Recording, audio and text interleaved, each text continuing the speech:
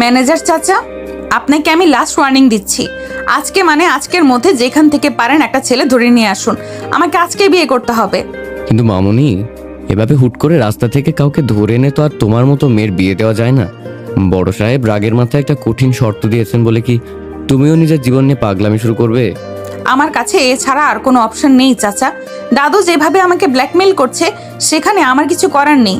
দাদুর কথা না মানলে আমার তিলে তিলে গড়া এই বিজনেস এম্পায়ার দাদু চ্যারিটিতে বিলিয়ে দেবে। আমি বেঁচে থাকতে সেটা কিছুতেই হতে দেব না। আমি মানছি বড়বাবু একটা কড়া কথা বলে ফেলেছেন, কিন্তু তুমি তো শান্ত মাথায় সিদ্ধান্ত নিতে পারতে। হুট করে অপরিচিত কাউকে বিয়ে করাটা কি ঠিক হবে? চাচা, আমি কোনো লজিক শুনতে চাই না। আমি দাদুর থেকে মাত্র 24 ঘন্টা সময় নিয়েছি। এর মধ্যে আমি বিয়ে করে তাকে দেখিয়ে দিতে চাই যে আরিশা চৌধুরী যা বলে তা করে দেখায়। আপনি শুধু আমার একটা উপকার করুন। টাকার খুব প্রয়োজন, এমন একটা ছেলে জোগাড় করে দিন। কিন্তু মামুনি, এখনকার ছেলেরা যেরকম সুবিধাবাদী, খোঁজ খবর না নিয়ে এমন সিদ্ধান্ত নেওয়াটা কি ঠিক হবে? চাচা, আপনি হয়তো ভুলে যাচ্ছেন আমি তাকে রিয়েল হাজবেন্ড হিসেবে সারা জীবন গলায় ঝুলিয়ে রাখার জন্য বিয়ে করছি না। আপনি এমন একটা ছেলে আনবেন যে টাকার জন্য যা খুশি করতে পারে। সে হবে আমার হাতের পুতুল আর কেনা দাস। তাকে বলবেন আমি তাকে 50 লাখ টাকা দিব, বিনিময়ে সে 1 মাস আমার স্বামী হওয়ার অভিনয় করবে। 1 মাস পর সে তার রাস্তায়, আমি আমার রাস্তায়। তবে শর্ত একটাই, 1 মাস পর সে কোনোভাবেই আমাকে বিরক্ত করতে আসতে পারবে না। আপনি জানেন তো, আরিশা চৌধুরীকে বিরক্ত করার মতো কেউ আজও এই পৃথিবীতে জন্মায়নি। ম্যানেজার খুব ভালোভাবে বুঝতে পারলেন যে এই জেদি দাদু আর নাতনির ইগো লড়াইয়ের মাঝে তিনি চিপায় পড়ে গেছেন। আরিশাকে তিনি ছোটবেলা থেকে নিজের মেয়ের মতো আগলে রেখেছেন। আরিশার যখন 2 বছর বয়স, তখন এক কার অ্যাক্সিডেন্টে তার বাবা মা মারা যান। তারপর থেকে দাদুর কড়া শাসনের পাশাপাশি এই ম্যানেজারের মতামতেই সে বড় হয়েছে।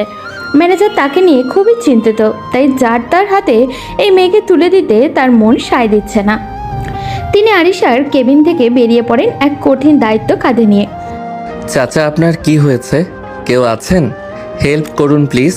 চাচা, শরীর থেকে অনেক রক্ত বের হচ্ছে। এখনই হসপিটালে না নিলে ওনাকে বাঁচানো যাবে না। বাবা, প্লিজ আমাকে একটু বাঁচাও। আগামী সপ্তাহে আমার মেয়ের বিয়ে। আমি মরে গেলে আমার পুরো পরিবারটা রাস্তায় এসে দাঁড়াবে বাবা। আপনার কিচ্ছু হবে না চাচা, আমি আছি তো, আপনি চিন্তা করবেন না। ওরে ভাই, আপনারা কেউ কি একটু সাহায্য করবেন? একটা গাড়ি থামান প্লিজ। আকাশের আকুতি শুনেও রাস্তার লোকগুলো যেন কানে তুলো দিয়ে রেখেছিল যে যার কাজে ব্যস্ত। কেউ এই আপৎকালীন ঝামেলায় জড়াতে চায় না। আকাশ বারবার হতাশ হচ্ছিল। এই যান্ত্রিক শহরের মানুষের অমানবিকতা দেখে তার মন বিষিয়ে উঠছিল। একটা মানুষ রক্তাক্ত অবস্থায় মৃত্যুর সাথে পাঞ্জা লড়ছে, অথচ মানুষগুলো স্বার্থপরের মতো পাশ কাটিয়ে চলে যাচ্ছে। আকাশ মূলত এখানে একটা চাকরির ইন্টারভিউ দিতে এসেছিল। ইন্টারভিউ দিয়ে ফেরার পথে সে দেখে একটি দ্রুতগামী গাড়ি এই পথচারী লোকটিকে ধাক্কা দিয়ে পালিয়ে যায়। আকাশ দৌড়ে এসে লোকটির মাথা নিজের হাঁটুর উপরে রাখে এবং পাগলের মতো মানুষের কাছে সাহায্য চাইতে থাকে, কিন্তু পুলিশি ঝামেলার ভয়ে কেউ দাঁড়াতেই চাইছে না। হঠাৎই আকাশ দেখলো দূর থেকে একটি কালো রঙের দামি গাড়ি আসছে। সে লোকটিকে সাবধানে রাস্তার ধারে শুইয়ে দিয়ে দৌড়ে গিয়ে গাড়ির সামনে দাঁড়িয়ে পড়ে। ড্রাইভার, ব্রেক করো। দেখতে পাচ্ছ না সামনে একটা ছেলে দাঁড়িয়ে আছে? ড্রাইভার সজোরে ব্রেক কষলে ম্যানেজার কিছুটা বিরক্ত হন। ড্রাইভার জানলার কাচ নামিয়ে আকাশকে বকতে শুরু করতেই আকাশ দৌড়ে এসে ম্যানেজারের হাত পা ধরে আকুতি করতে থাকে। ম্যানেজার প্রথমে বিরক্ত হলেও আকাশের চোখের পানি আর লোকটির অবস্থা দেখে তার ভেতরে মায়া কাজ করে। একদিনে আরিশার দেওয়া 24 ঘন্টার ডেডলাইন। এই মুমূর্ষু মানুষটি সব মিলিয়ে তিনি দ্রুত লোকটিকে গাড়িতে তোলার নির্দেশ দেন। হাসপাতালে পৌঁছানোর পর আকাশ নিজের সব ফর্মালিটি পূরণ করে। ডাক্তার যখন জানায় যে লোকটির জন্য জরুরি ভিত্তিতে ও পজিটিভ রক্ত প্রয়োজন, আকাশ এক মুহূর্ত দেরি না করে নিজের রক্ত দিতে রাজি হয়ে যায়। তুমি তোমার বাবাকে খুব ভালোবাসো, তাই না বাবা? রক্ত দেওয়া শেষে আর আকাশ যখন ক্লান্ত শরীরে শুয়েছিল, ম্যানেজারের প্রশ্নে সে চোখ মেলে তাকায়। তারপর একটা দীর্ঘশ্বাস ফেলে ম্লান হেসে জবাব দেয়, উনি আমার বাবা নন আঙ্কেল। তাহলে এই অপরিচিত মানুষের জন্য তুমি নিজের জীবনের ঝুঁকি নিলে, নিজের রক্ত দিচ্ছ? আকাশ শুরু থেকে শেষ পর্যন্ত পুরো ঘটনাটা ম্যানেজারকে খুলে বলে। ম্যানেজার অবাক হয়ে ছেলেটির দিকে তাকিয়ে থাকেন। এই যুগেও এমন নিঃস্বার্থ মানুষ হয় নাকি? ম্যানেজারের মনে হলো তিথি যা খুঁজছিলেন তা হয়তো পেয়ে গেছেন উনি। আকাশের মতো সৎ আর পরোপকারী ছেলেই পারে আরিশার জেদ সামলাতে। কিছুক্ষণ চুপ থেকে ম্যানেজার পকেট থেকে একটা পানির বোতল আকাশের হাতে ধরিয়ে দিয়ে বলল, আকাশ, আমিও তোমার মতো একসময় বেকার ছিলাম। আমি জানি অভাব আর দায়িত্ব মানুষকে কতটা অসহায় করে তোলে। তুমি যদি কিছু মনে না করো তবে আমি তোমার জন্য একটা কাজের ব্যবস্থা করতে পারি। তুমি কি আমার সাথে আসবে? আঙ্কেল, আমরা কি কোনো অফিসের দিকে যাচ্ছি? আপনি কাজের কথা বলে আমাকে জজ কোর্টে নিয়ে আসলেন কেন? ধৈর্য ধরো আকাশ, তোমাকে আমি বলেছি যে একটা ব্যবস্থা করে দেব, সেটার জন্যই এখানে আসা। সবুরে মেওয়া ফলে, বুঝলে? আসলে আমি অ্যাকাউন্টিংয়ে মাস্টার্স শেষ করে গত 2 বছর ধরে এই শহরটার অলিতে গলিতে ঘুরছি। আমার মতো এতিম ছেলের তো আর মামা চাচা নেই যে এক কথায় চাকরি হয়ে যাবে। ঘুষ দেওয়ার মতো সামর্থ্য আমার নেই। বিশ্বাস করেন আঙ্কেল, আজকেও ইন্টারভিউটা দারুণ দিয়েছিলাম, কিন্তু ওই যে দিন শেষে ওরা টাকার অঙ্ক আর চেনা মুখই খুঁজবে, তাই খুব দুশ্চিন্তায় আছি। আমি জানি বাবা, এই শহরে মেধার চেয়ে টাকার জোর বেশি চলে, কিন্তু তুমি আজ যা করলে, ওই অপরিচিত লোকটাকে বাঁচাতে নিজের রক্ত দিলে, এটা দেখে আমার মনে হচ্ছে তুমি অনেক বড় পদের যোগ্য। আমি শুধু বেঁচে থাকার একটা অবলম্বন চাইছি আঙ্কেল। 3 বেলা খেয়ে পড়ে ঢাকার এই মেসে টিকে থাকাটা এখন আমার জন্য বিলাসিতা হয়ে দাঁড়িয়েছে। আপনি যেখানেই নিয়ে যান আমি কাজ করতে রাজি আছি। ম্যানেজার আকাশের দিকে তাকিয়ে মনে মনে একটা গভীর দীর্ঘশ্বাস ফেললেন। আকাশের সরলতার অভাব তাকে মুগ্ধ করলেও আজ তাকে এক জটিল জালে জড়াতে যাচ্ছেন তিনি। ম্যানেজারের পকেট থেকে ফোন বের করে আরিশা চৌধুরী ডায়াল করে দ্রুত কথা বলে নিলেন। হ্যালো মামুনি, শোনো, তুমি যেটা চেয়েছিলে সেটা পাওয়া হয়ে গিয়েছে। একদম পারফেক্ট একজন পেয়েছি। তুমি কোনো দেরি না করে প্রয়োজনীয় কাগজপত্র নিয়ে এক্ষুনি জজ কোর্টে চলে আসো। আমি এখানে তোমার জন্য অপেক্ষা করছি। বিয়ে, কোর্ট, মামুনি, আঙ্কেল, আপনি কার সাথে কথা বলছেন? আর আমাকেই বা এখানে কেন নিয়ে আসা হলো? এখানে তো চাকরির কোনো অফিস দেখছি না। চুপচাপ বসে থাকো আকাশ, এক্ষুনি সব জানতে পারবে। তোমার জীবন বদলে যাওয়ার সময় এসেছে। গাড়ি এসে থামলো জজ কোর্টের সামনে। কিছুক্ষণ পরেই সেখান থেকে একটি রাজকীয় সাদা রঙের মার্সিডিজ এসে থামলো। গাড়ি থেকে নামলো এক অনন্য সুন্দরী কিন্তু অহংকারী চেহারার একটা মেয়ে, আরিশা চৌধুরী। সে সোজা ম্যানেজারের সামনে এসে দাঁড়ালো। ম্যানেজার চাচা, এই সেই ছেলে? একেই আপনি আমার জন্য পছন্দ করেছেন? একে তো দেখে মনে হচ্ছে রাস্তার কোনো ভিখারি। এক্সকিউজ মি, আপনি কে? আর আমাকে এভাবে কথা বলছেন কেন? আঙ্কেল, ইনি কে? আর উনি আমাকে অপমান করার সাহস পাচ্ছেন কোত্থেকে? শান্ত হও আকাশ। মামুনি, তুমি বাইরে থাকো, আমি ওর সাথে আলাদা করে কথা বলে নিচ্ছি। আকাশ, আমার দিকে তাকাও। তোমার খুব টাকার দরকার না? আমার চাকরির দরকার আঙ্কেল। টাকার জন্য আমি ভিক্ষা করতে আসিনি। কাজটা অনেকটা সেরকমই। তোমাকে এই মেয়েটির স্বামী সেজে থাকতে হবে মাত্র 1 মাসের জন্য। এটা একটা কন্ট্রাক্ট। এই 1 মাসে তুমি যা চাইবে তাই পাবে, আর 1 মাস শেষ হলে তোমাকে নগদ 50 লাখ টাকা দেওয়া হবে। কি বলছেন আপনি এসব? আপনার কি মাথা ঠিক আছে? বিয়ের মতো একটা পবিত্র সম্পর্ক নিয়ে আপনারা ব্যবসা করতে চাইছেন? আমি গরিব হতে পারি, কিন্তু আমার ব্যক্তিত্ব বিক্রি করতে আসিনি। টাকা দিয়ে কি সব কেনা যায়? আমি এই ডিল মানি না। দেখেছেন চাচা, ছোট লোকের আবার ব্যক্তিত্ব। শোনো ছেলে, এই ড্রামা বন্ধ করো। তোমার মতো হাজারটা ছেলে আমার পেছনে ঘুরঘুর করে শুধু এক নজর দেখার জন্য। তোমাকে আমি স্বামী হওয়ার কোনো পার্মানেন্ট লাইসেন্স দিচ্ছি না। শুধু দাদুর জেদ ভাঙার জন্য তোমাকে আমার একটা দাস হিসাবে দরকার। 50 লাখ টাকা তোমাকে তোমার 7 গোষ্ঠী একসাথে চোখে দেখেনি। রাজি হলে হও, না হলে আবার ওই ফুটপাতে গিয়ে শুয়ে থাকো। আপনি ঠিক বলেছেন মিস চৌধুরী, আমি ফুটপাতে শুতে পারি, কিন্তু নিজের আত্মা বিক্রি করতে পারি না। আঙ্কেল, আপনি আমাকে চাকরির কথা বলে এখানে এনে চরম অপমান করলেন। আমি আসছি। আকাশ, 1 মিনিট দাঁড়াও। আবেগ দিয়ে পৃথিবী চলে না বাবা। তুমি এখান থেকে বেরিয়ে যাবে, তারপর কি হবে? আবার সেই ম্যাচে যাবে। 2 দিন পর ম্যাচ মালিক তোমাকে বের করে দিবে, কারণ তুমি ভাড়া দিতে পারো না।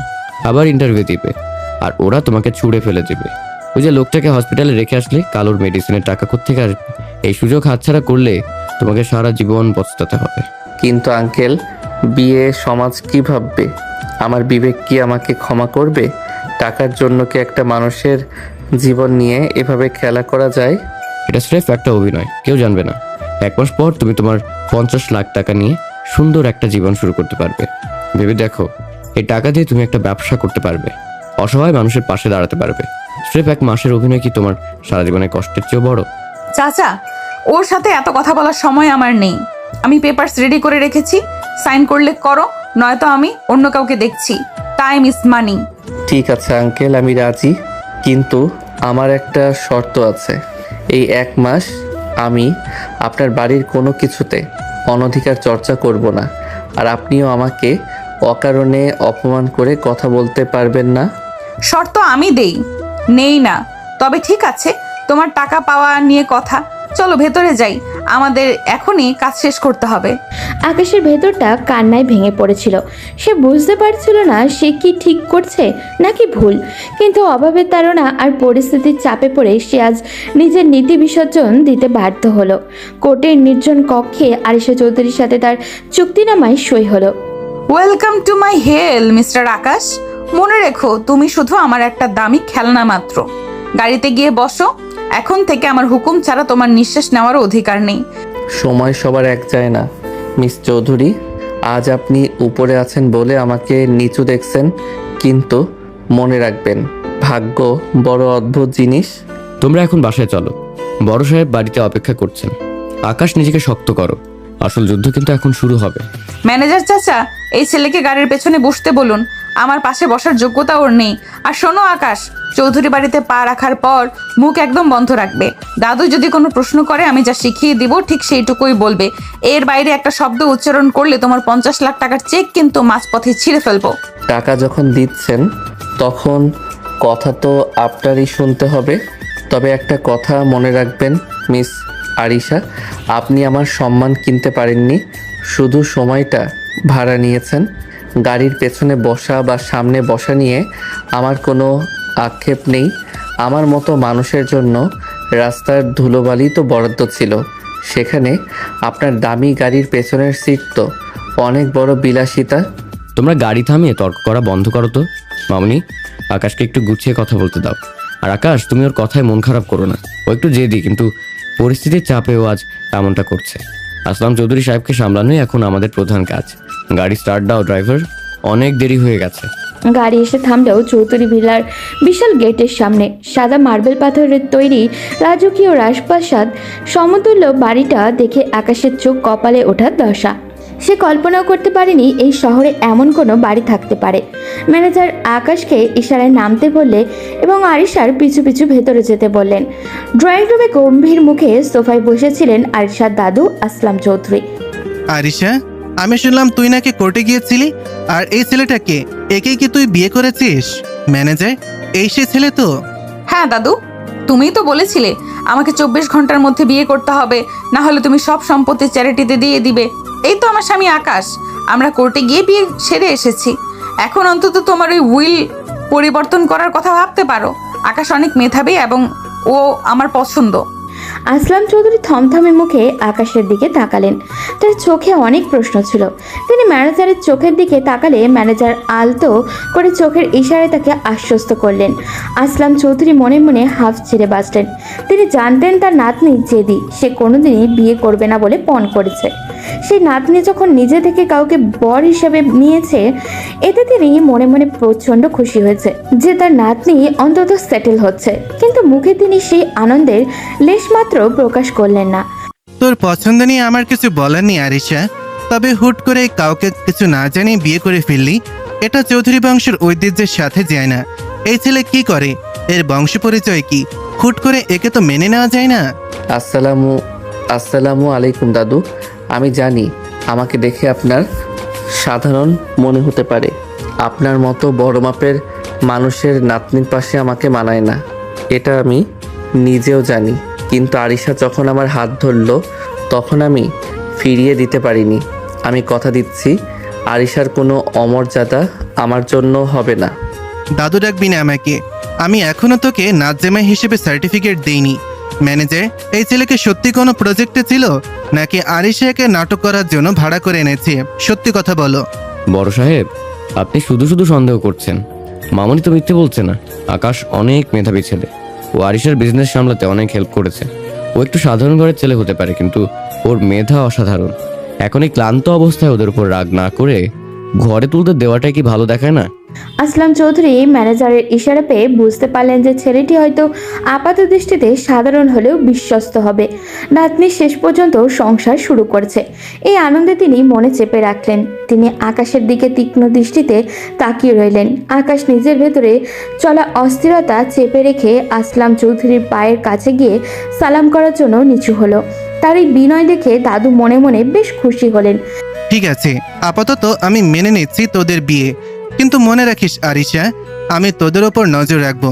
আর আকাশ, আজ থেকে তুই এই বাড়িতেই থাকবি।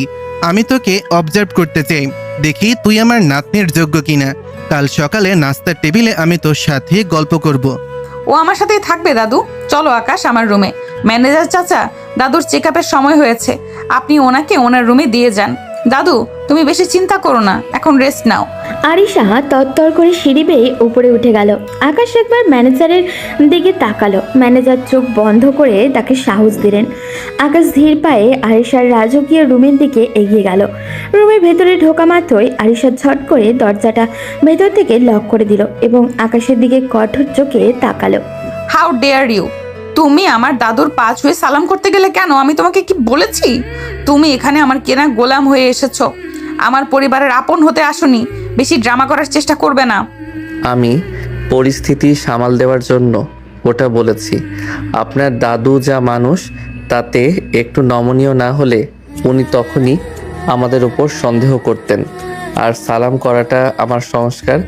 বড়দের সম্মান করতে টাকা লাগে না মিস আরিশা। আপনি টাকা দিয়ে অভিনয় কিনতে পারেন, কিন্তু মানুষের আদব কায়দা কিনতে পারেন না। লেকচার বন্ধ করো। এই রুমের ওই কোণার একটা ছোট্ট সোফা আছে, ওখানে তোমার থাকার জায়গা। বিছানার ধারে কাছে আসার চিন্তাও করবে না। আর কাল সকালে দাদুর সাথে নাস্তা করার সময় যেন কোনো ভুল না হয়। এখন যাও, আমার চোখের সামনে থেকে দূর হও। আমার অসহ্য লাগছে তোমাকে দেখতে। আমারও খুব একটা ভালো লাগছে না এই গোল্ডেন কেজে বন্দি হতে, তবুও থাকতে হচ্ছে। শুভরাত্রি মিস চৌধুরী। আকাশ সোফায় গিয়ে বসলো। জানলার ওপাশে অন্ধকার আকাশটা দেখছিল ও। আজ থেকে তার জীবনে এক নতুন এবং যন্ত্রণাদায়ক অধ্যায় শুরু হলো। অন্যদিকে আরিশা এবং তার ড্রেসিং টেবিলের সামনে দাঁড়িয়ে ভাবছি, দাদু কি আসলে তাদের বিয়েটা বিশ্বাস করেছে, নাকি কোনো নতুন চাল চালছে? ম্যানেজার, এইদিকে আয়। তুই কি ভেবেছিস আমি কিছুই বুঝিনি? আরিশা জেদ করে একটা কিছু করলো আর তুই ওকে সায় দিলি, যার তার সাথে আমার নাতনিকে বিয়ে দিয়ে দিলি। এই ছেলের পরিচয় কি সত্যি করে বলতো? বড় সাহেব, আপনি শুধু শুধু উত্তেজিত হচ্ছেন। আমি আরিশা মামুনিকে ছোটবেলা থেকে দেখে আসছি। আমি কি ওর কোনো ক্ষতি হতে দেব? আকাশকে আমি নিজেই পছন্দ করেছি। ও এতিম হতে পারে, কিন্তু ওর মনের ভেতর যে বিশালতা আছে তা আমি আজ নিজের চোখে দেখেছি। ইতিম মানে ওর কেউই নেই? তুই কি পুরো ঘটনা জানিস? আমাকে খুলে বল সবটা। বড় সাহেব, ছেলেটা আজ একটা অপরিচিত রক্তাক্ত মানুষকে বাঁচানোর জন্য নিজের ইন্টারভিউ ছেড়ে দিয়েছে, নিজের শরীরে রক্ত দিয়েছে। ওর পকেটে একটা টাকা নেই, অথচ ও মানুষটাকে বাঁচানোর জন্য পাগল হয়ে গিয়েছিল। আরিশা মামুনি যখন শর্ত দিল যে একটা ছেলে লাগবেই, তখন আমার মনে হলো আকাশের চেয়ে ভালো আর কেউ হতে পারে না। আমি ওকে পুরো ডিলের কথা বলেছি। ও প্রথমে মানেনি, কিন্তু অভাব আর পরিস্থিতি ওকে বাধ্য করেছে। তার মানে এটা শুধুই একটা কন্ট্যাক্ট? আরিশা ওকে ভাড়া করে এনেছে দাদুর সম্পত্তি বাঁচানোর জন্য? সত্যি ম্যানেজার, এই যুগে এমন নিঃস্বার্থ ছেলে আছে যে অন্যের জন্য নিজের রক্ত দেয়? আকাশকে দেখে আমার প্রথম থেকেই আলাদা মনে হচ্ছিল। তবে শুধু রক্ত দিলেই তো হবে না, আরিশার স্বামী হওয়ার যোগ্যতা ওর আছে কিনা তা আমাকে বাজিয়ে দেখতে হবে। ছেলেটা যদিও আসলে খাঁটি হয়, তবে এই মিথ্যা বিয়েটাকেই আমি সত্যি করে দেব। এখন যা, আমাকে একটু একা থাকতে দে। আসলাম চৌধুরী রাতে ভালো করে ঘুমাতে পারলেন না। একদিকে তার নাতনির জেদ আর অন্যদিকে আকাশের মতো এক অদ্ভুত ছেলের উপস্থিতি তার মনে দোলা দিচ্ছিল। তিনি মনে মনে এক নতুন চাল চালার পরিকল্পনা করলেন। পরদিন সকালে চৌধুরীবিলার ডাইনিং টেবিলে এক রাজকীয় নাস্তার আয়োজন করা হয়েছে। আসলাম চৌধুরী গম্ভীর মুখে বসে আছেন। ঠিক তখনই আরিশা আর আকাশ সিঁড়ি দিয়ে নেমে আসে। তারা এমনভাবে হাত ধরাধরি করে আসছিল যেন তারা জগতের সবচেয়ে বেশি সুখী দম্পতি। গুড মর্নিং দাদু, তুমি কি আমাদের জন্য অপেক্ষা করছো? সরি, আজ উঠতে একটু দেরি হয়ে গেল। আসলে নতুন জীবন শুরু করেছি তো, কত কথা যে জমেছিল কাল রাতে, তাই না আকাশ? হ্যাঁ দাদু, আরিশার সাথে কথা বললে সময় কিভাবে কেটে যায় বোঝাই যায় না। ও এত সুন্দর করে গুছিয়ে কথা বলে যে আমি মুগ্ধ হয়ে শুনি। আপনি কি কাল রাতে ভালো করে ঘুমিয়েছেন? আমি তো ভালোই ঘুমিয়েছি, কিন্তু তোদের চোখে তো ঘুমের রেশ নেই দেখছি। বস, নাস্তা কর।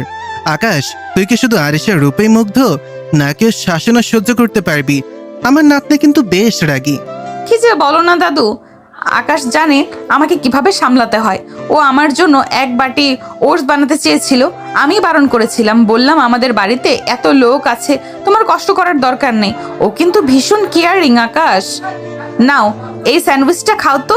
তুমিও খাও আরিশা, তোমার শরীরের যত্ন নেওয়া তো এখন আমার প্রথম দায়িত্ব। দাদু, আপনি বিশ্বাস করবেন না, আরিশা আমার লাইফে আসার পর আমি নিজেকে খুব ভাগ্যবান মনে করছি। ওর মতো একজন পার্টনার পাওয়া ভাগ্যের ব্যাপার। ভাগ্য কিনা সেটা তো সময় বলবে। আকাশ, তুই তো অ্যাকাউন্টিং এ মাস্টার্স করেছিস, আরিশা বলছিল তুই নাকি ওর প্রজেক্টে হেল্প করেছিস। তা আগামী সপ্তাহ থেকে আমাদের হেড অফিসে জয়েন করছিস তো?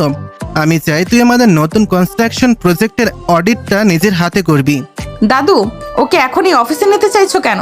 মাত্র তো বিয়ে হলো, আমরা একটু সময় কাটাতে চাই। ও তো আমার সাথেই কাজ করছে। আরে নাজ্জামাই যদি অফিসের কাজে হাত না দেয় তবে আমি শান্তি পাবো কিভাবে? আকাশ, তোর কোনো আপত্তি নেই তো, নাকি তুই শুধু স্ত্রীর আঁচল ধরেই থাকবি? আমার কোনো আপত্তি নেই দাদু, আপনি যখন দায়িত্ব দিচ্ছেন আমি সাধ্যমতো চেষ্টা করব আপনার ভরসা রাখতে। আরিশা তো আছেই আমাকে গাইড করার জন্য। আরিশা, দাদু যখন বলছে তখন আমি অফিসে গেলে উনিও খুশি হবেন, তাই না? আরিশার দাঁতে দাঁত চেপে আকাশের দিকে তাকিয়ে হাসলো।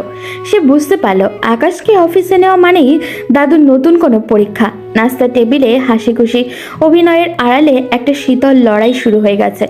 আকাশ খুব চমৎকারভাবে আরিশার সাথে তাল মিলিয়ে কথা বলছিল, যা দেখে আসলাম চৌধুরীর সন্দেহ আরও দানা বাঁধছে।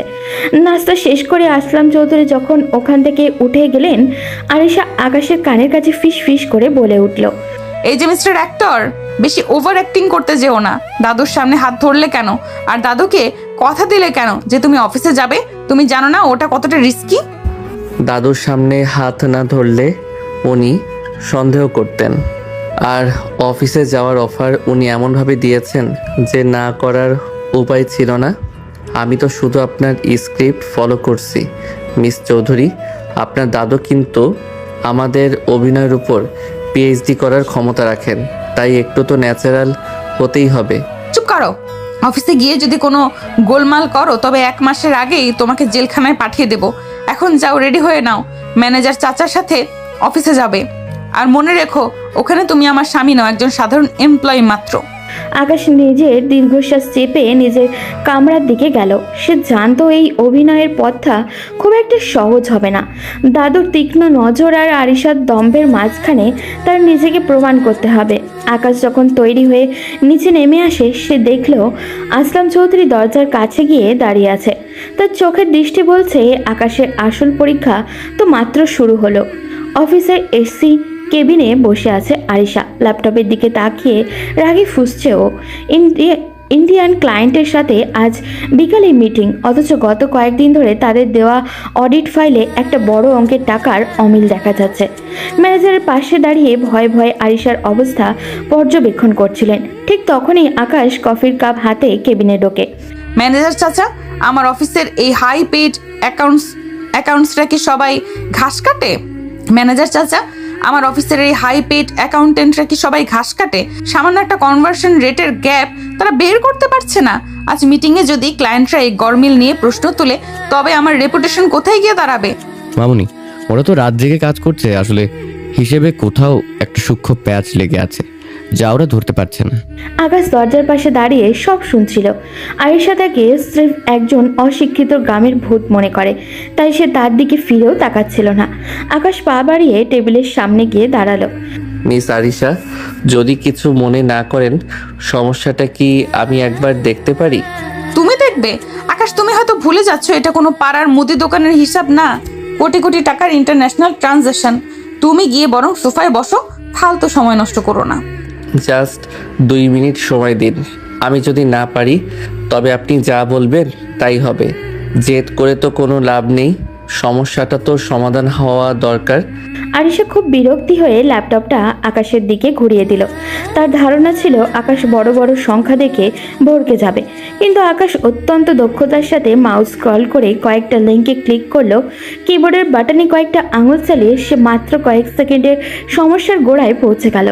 এই যে দেখুন, আপনার অ্যাকাউন্ট সেকশন থেকে ইন্ডিয়ান রুপির বদলে ইন্টারপোল রেটটা ভুল কারেন্সিতে ধরা হয়েছে, যার কারণে হিসেবে গ্যাপটা আসছে। আমি এখন ফিক্সড করে দিয়েছি, আপনি চাইলে চেক করে নিতে পারেন। কি সলভ হয়ে গেছে? এটি কিভাবে সম্ভব? আমার হেড অ্যাকাউন্ট তো বললো এতে সফটওয়্যার গ্যাপ আছে। আরিশা স্ক্রিনের দিকে তাকিয়ে পাথর হয়ে গেল। যে হিসাব নিয়ে 3 দিন ধরে 10 জন মানুষ হিমশিম খাচ্ছে, আকাশ সেটা তুড়ে মেরে সমাধান করে দিল।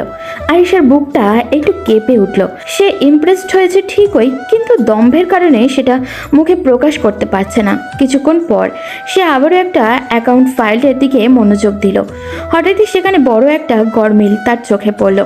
এই যে মিস্টার অ্যাকাউন্টেন্ট, এদিকে আসো। এটা কিসের হিসাব দিয়েছো? এখানে তো 2 লাখ টাকার কোনো হদিশ নেই। তুমি কি আমার টাকা চুরি করার ফন্দি করেছো? ম্যাম, আমি তো সব ভাউচার মিলিয়ে এন্ট্রি দিয়েছি। আমি জানি না এই ভুলটা কিভাবে হলো। জানি না মানে কি? তোমাদেরকে আমি ফালতু বেতন দেই? অযোগ্য কোথাকার! Get out from my office, এখনই বের হও। আরিশার চিৎকারে অফিসের সবাই তথস্থ। আরিশা চৌধুরী যেন কতটা রাগী এবং অহংকারী তা অফিসের পিয়ন থেকে অফিসার সবাই জানে। অ্যাকাউন্টেন্ট মন খারাপ করে মাথা নিচু করে বেরিয়ে যাওয়ার সময় আকাশ ইশারায় তাকে থামালো। সে নিজের ল্যাপটপ নিয়ে এগিয়ে এলো।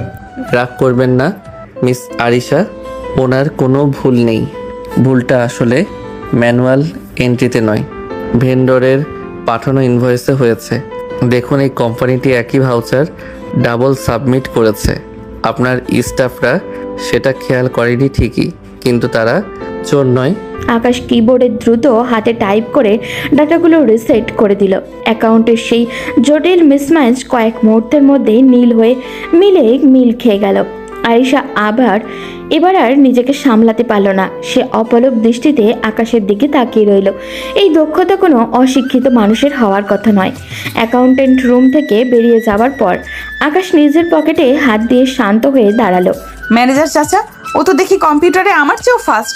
আকাশ কি কোনোভাবে শিক্ষিত? মানে কোনো কোর্স টোর্স করেছে নাকি? মামুনি, তুমি যাকে গ্রামের ভূত ভাবছো, সে শুধু শিক্ষিত না, ও ঢাকা বিশ্ববিদ্যালয় থেকে অ্যাকাউন্টিং এ ফার্স্ট ক্লাস নিয়ে মাস্টার্স কমপ্লিট করেছে। ওর মেধা আপনার এই অফিসের সবার চেয়ে অনেক বেশি। হোয়াট? ঢাকা বিশ্ববিদ্যালয় থেকে মাস্টার্স? আকাশ, তুমি আমাকে কাল এগুলো বলনি কেন? তুমি তো আমাকে একবারও বললে না যে তুমি অ্যাকাউন্টিং এ স্টুডেন্ট। কাল তো আপনি আমার বায়োডাটা দেখার চেয়ে আমাকে অপমান করাতেই বেশি ব্যস্ত ছিলেন। আমি যখন কথা বলতে চেয়েছি, আপনি বলেছেন শর্ত আমি নেই না। তাই ভাবলাম আমার ডিগ্রির চেয়ে আপনার 50 লাখ টাকাটাই হয়তো আপনার কাছে বেশি দামি। আর সে স্তব্ধ হয়ে চেয়ারে বসে পড়ল। সে ভাবতেও পারেনি এমন একটা হীরা সে কাল রাস্তা থেকে কুড়িয়ে এনেছে। যে ছেলেটি ইন্টারভিউয়ের জন্য হাহাকার করছিল, সে আসলে কতটা যোগ্য তা আজ হাড়ে হাড়ে বুঝতে পারল। আরিশার ভেতরে এক অদ্ভুত অস্বস্তি শুরু হলো। সে কি তবে সত্যিই ভুল মানুষের সাথে ভুল ব্যবহার করে ফেলেছে? বড় সাহেব, আজ অফিসে যা হয়েছে তা অবিশ্বাস্য। আপনার নাতনি যাকে অশিক্ষিত ভেবে অবজ্ঞা করছিল, সেই আকাশ আজ অফিসের সবচেয়ে বড় অডিট প্রবলেমটা চুটকিতে সলভ করে দিয়েছে। আরিশা মামুনি তো পুরো বনে গেছে। আমি জানতাম ম্যানেজার, এই ছেলের চোখের দিকে তাকালে বোঝা যায় ও কতটা স্বচ্ছ আর বুদ্ধিমান। তা আরিশার রিয়াকশনটা কেমন ছিল? মামুনি যখন শুনলো আকাশ ঢাকা বিশ্ববিদ্যালয়ে গোল্ড মেডেলিস্ট হওয়ার মতো ছাত্র ছিল, তখন ওর চেহারা দেখার মতো হয়েছিল। আরিশা মামুনি তো ওর বায়োডাটা দেখারও প্রয়োজন মনে করেনি, কিন্তু ছেলেটা আসলেই হীরা। অফিসের জটিল সব হিসেবে কারচুপিও এক নিমিষেই ধরে ফেলেছে। খুব ভালো। আমার নাতনিটা বড্ড বেশি অহংকারী হয়ে গেছে। আকাশের মতন মেধাবী আর ধৈর্যশীল ছেলের সান্নিধ্য হয়তো ওর ভেতরের মানুষটাকে একটু পাল্টাবে। তুই ছেলেটার ওপর নজর রাখিস, ওকে যেন কোনো অসম্মান না করা হয়। সন্ধ্যাবেলা আকাশ অফিস থেকে ফিরে সোজা আসলাম চৌধুরীর ঘরে চলে যায়। বড় সাহেব তখন চশমাটা টেবিলের ওপরে রেখে ক্লান্ত হয়ে শুয়েছিলেন। আকাশ নিঃশব্দে ঘরে ঢুকে ওনার চশমাটা মুছে যথাস্থানে রাখলো এবং ওনার পায়ের ওপরে কম্বলটা টেনে দিল। আসলাম চৌধুরী চোখ খুলে আকাশকে দেখে ম্লান হাসলেন। আকাশ সারাদিন ওনার ছোটোখাটো প্রয়োজনে পাশে থাকছিল, যা ওনার নিজের আপনজনেরাও খুব একটা করে না। দাদু, আপনার ডাবের জলটা টেবিলে রাখা আছে, ওটা আধা ঘন্টা আগে খাওয়ার কথা ছিল। আপনি বোধহয় ভুলে গিয়েছিলেন। একটু উঠে খেয়ে নিন তো। তুই এত কিছু খেয়াল রাখিস কেন রে পাগল? এই বাড়িতে তো লোক লস্করের অভাব নেই। লোক থাকতে পারে দাদু, কিন্তু তারা তো কাজ করে নিয়ম মেনে, আর সেবা করতে হয় মন থেকে। আপনার সাথে কথা বললে আমার নিজের হারানো দাদার কথা মনে পড়ে যায়। আপনার কোনো দরকার থাকলে আমাকে নির্দ্বিধায় বলবেন। আকাশ শুধু দাদুর নয়, আরিশারও কখন কি প্রয়োজন সেদিকে সূক্ষ্ম নজর রাখছিল। আরিশা কফি পছন্দ করে, কিন্তু চিনি ছাড়া। আরিশা ল্যাপটপে কাজ করতে করতে অনেক সময় জল খেতে ভুলে যায়। এসব ছোট ছোট বিষয় আকাশ যত্ন করে গুছিয়ে দেয়। আরিশা রুম থেকে বেরিয়ে যখন দেখলো আকাশ তার স্টাডি টেবিলটা একদম গুছিয়ে রেখেছে এবং তার প্রিয় লেমন গ্রাস ট্রি ফ্লাক্সে ভরে রেখেছে, তখন সে কৃতজ্ঞ হওয়ার বদলে বিরক্তিতে ফেটে পড়ল। আকাশ, এই যে শোনো, তোমাকে কি আমি আমার পার্সোনাল অ্যাসিস্ট্যান্ট হিসেবে হায়ার করেছি, নাকি তোমাকে এই বাড়িতে ঝাড়ুদার হিসেবে আনা হয়েছে? আমি তো আপনার কোনো ক্ষতি করিনি মিস আরিশা। আপনার ঘরটা একটু অগোছালো ছিল, তাই গুছিয়ে দিয়েছি। আর রাতে আপনার লিকার চা খাওয়ার অভ্যাস আছে শুনলাম, তাই চাটা রেডি করে রেখেছি। আমি তোমাকে আমার লাইফে ইন্টারফেয়ার করতে মানা করেছি। তোমাকে এই বাড়িতে কাজের লোক হওয়ার জন্য আনা হয়নি। তুমি জাস্ট 1 মাস এখানে অতিথি হয়ে থাকবে, খাবে, যা প্রয়োজন নিবে, তারপর 1 মাস শেষ হয়ে গেলে চলে যাবে। Don't try to be a member of this family. আমার ব্যক্তিগত জিনিসে হাত দেওয়ার সাহস যেন আর না হয়। আপনি ঠিকই বলেছেন মিস চৌধুরী। আমি আসলে ভুলে গিয়েছিলাম যে আমি এখানে আপনার কেনা একজন দাস মাত্র। আমি আসলে মানুষ চাই, বুঝলেন? মানুষের সাথে মিশতে চাই। এই বড় পরিবারে এসে আমার কেন যেন একটু মায়া লেগে গিয়েছিল। নিজের তো কেউ নেই, তাই হয়তো একটু লোভ হয়েছিল। ভেবেছিলাম 1 মাসের জন্য হলেও একটা পরিবারের স্বাদ পাবো। ঠিক আছে, ক্ষমা করে দেবেন। আমি আর আপনার কোনো বিষয়ে মাথা ঘামাবো না। আকাশ ধীর পায়ে ঘর থেকে বেরিয়ে গেল। তার যাওয়ার সময়কার ওই বিষণ্ণ চেহারাটা আরিশার বুকে তীরের মতো বিঁধল। আরিশা জানলার ধারে গিয়ে দাঁড়ালো। তার মনে পড়ে গেল আকাশও তো তার মতোই এতিম। সে নিজে মা বাবাকে হারিয়েছে বলে দাদুর কাছে আগলে বড় হয়েছে, কিন্তু আকাশের তো কেউই নেই। তাকে কষ্ট দেওয়াটা কি ঠিক হলো? আরিশা মনে অনুশোচনায় ভরে উঠল। সে বুঝতে পারছিল সে একটা অন্যায় করে ফেলেছে, কিন্তু তার দীর্ঘদিনের লালিত অহংকার আর ইগো তাকে সরি বলতে বাধা দিচ্ছে। আমি কেন এমন করলাম? ও তো ভালোই করছিল, কিন্তু ও যদি আমার এত কাছে চলে আসে, তবে 1 মাস পরও চলে যেতে দেখলে কি আমার কষ্ট হবে না? না আরিশা চৌধুরী, দুর্বল হওয়া চলবে না। ও শুধুই একটা কন্ট্রাক্ট।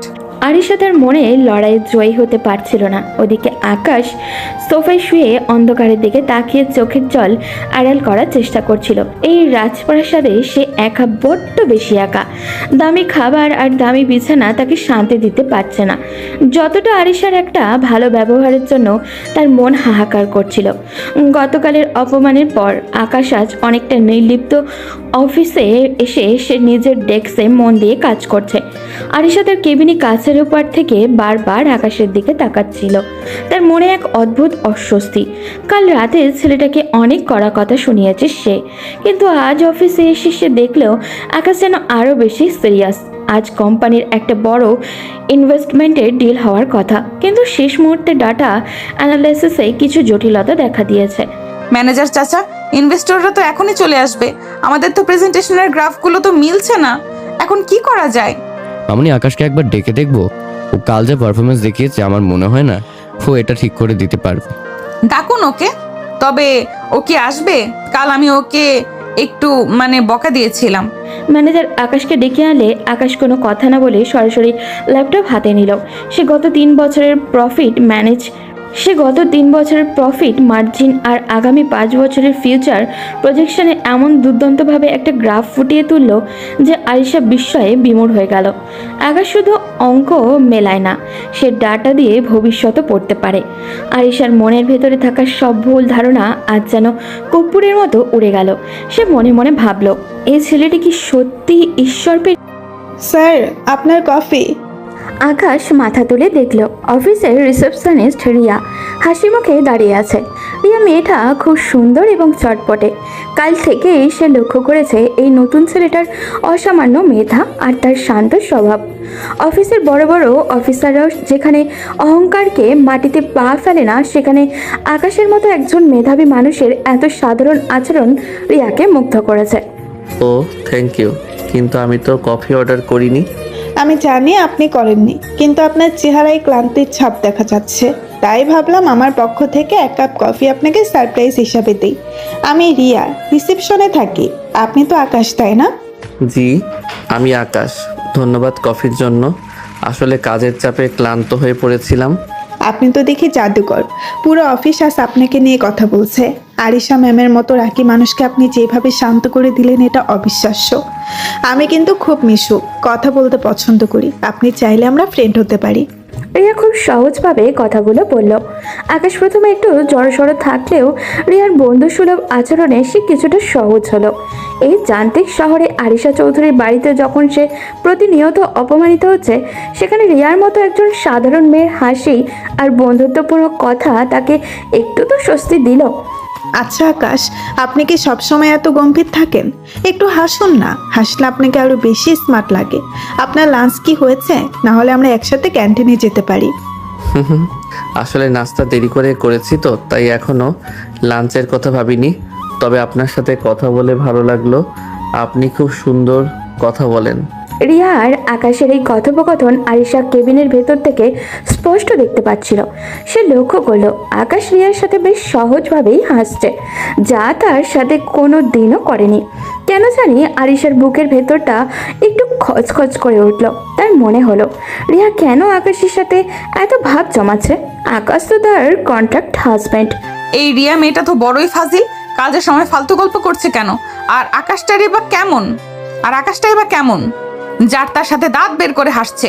কাল তো অনেক বড় বড় কথা বললো যে ও পরিবার চায়, মায়া চায়, এখন দেখি রিসিপশনিস্টের সাথেও মায়া বাড়াচ্ছে।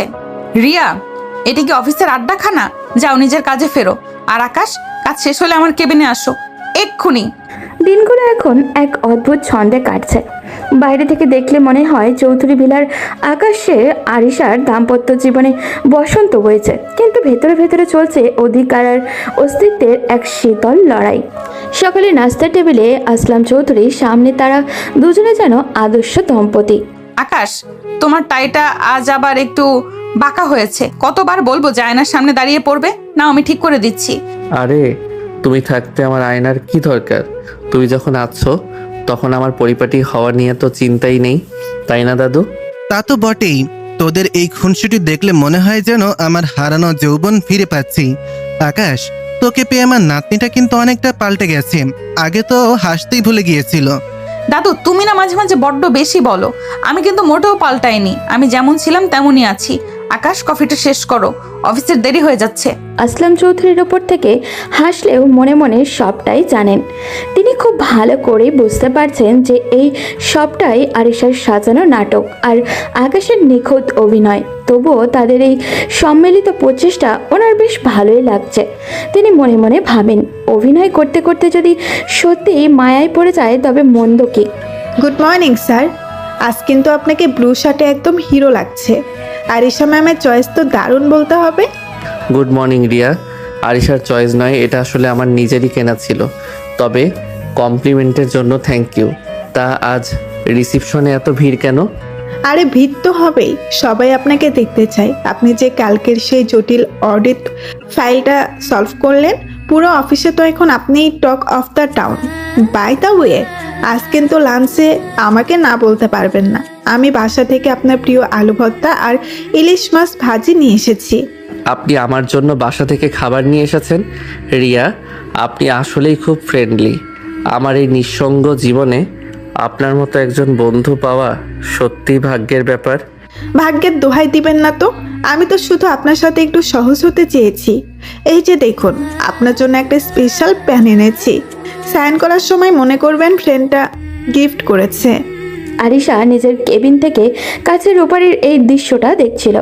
আকাশের ঠোঁটের কোণে রিয়ার জন্য যে সহজ হাসিটা দেখা যাচ্ছে সেটা আরিশার জন্য দামি উপটৌকন দিয়েও কোনোদিনও পাওয়া যায়নি।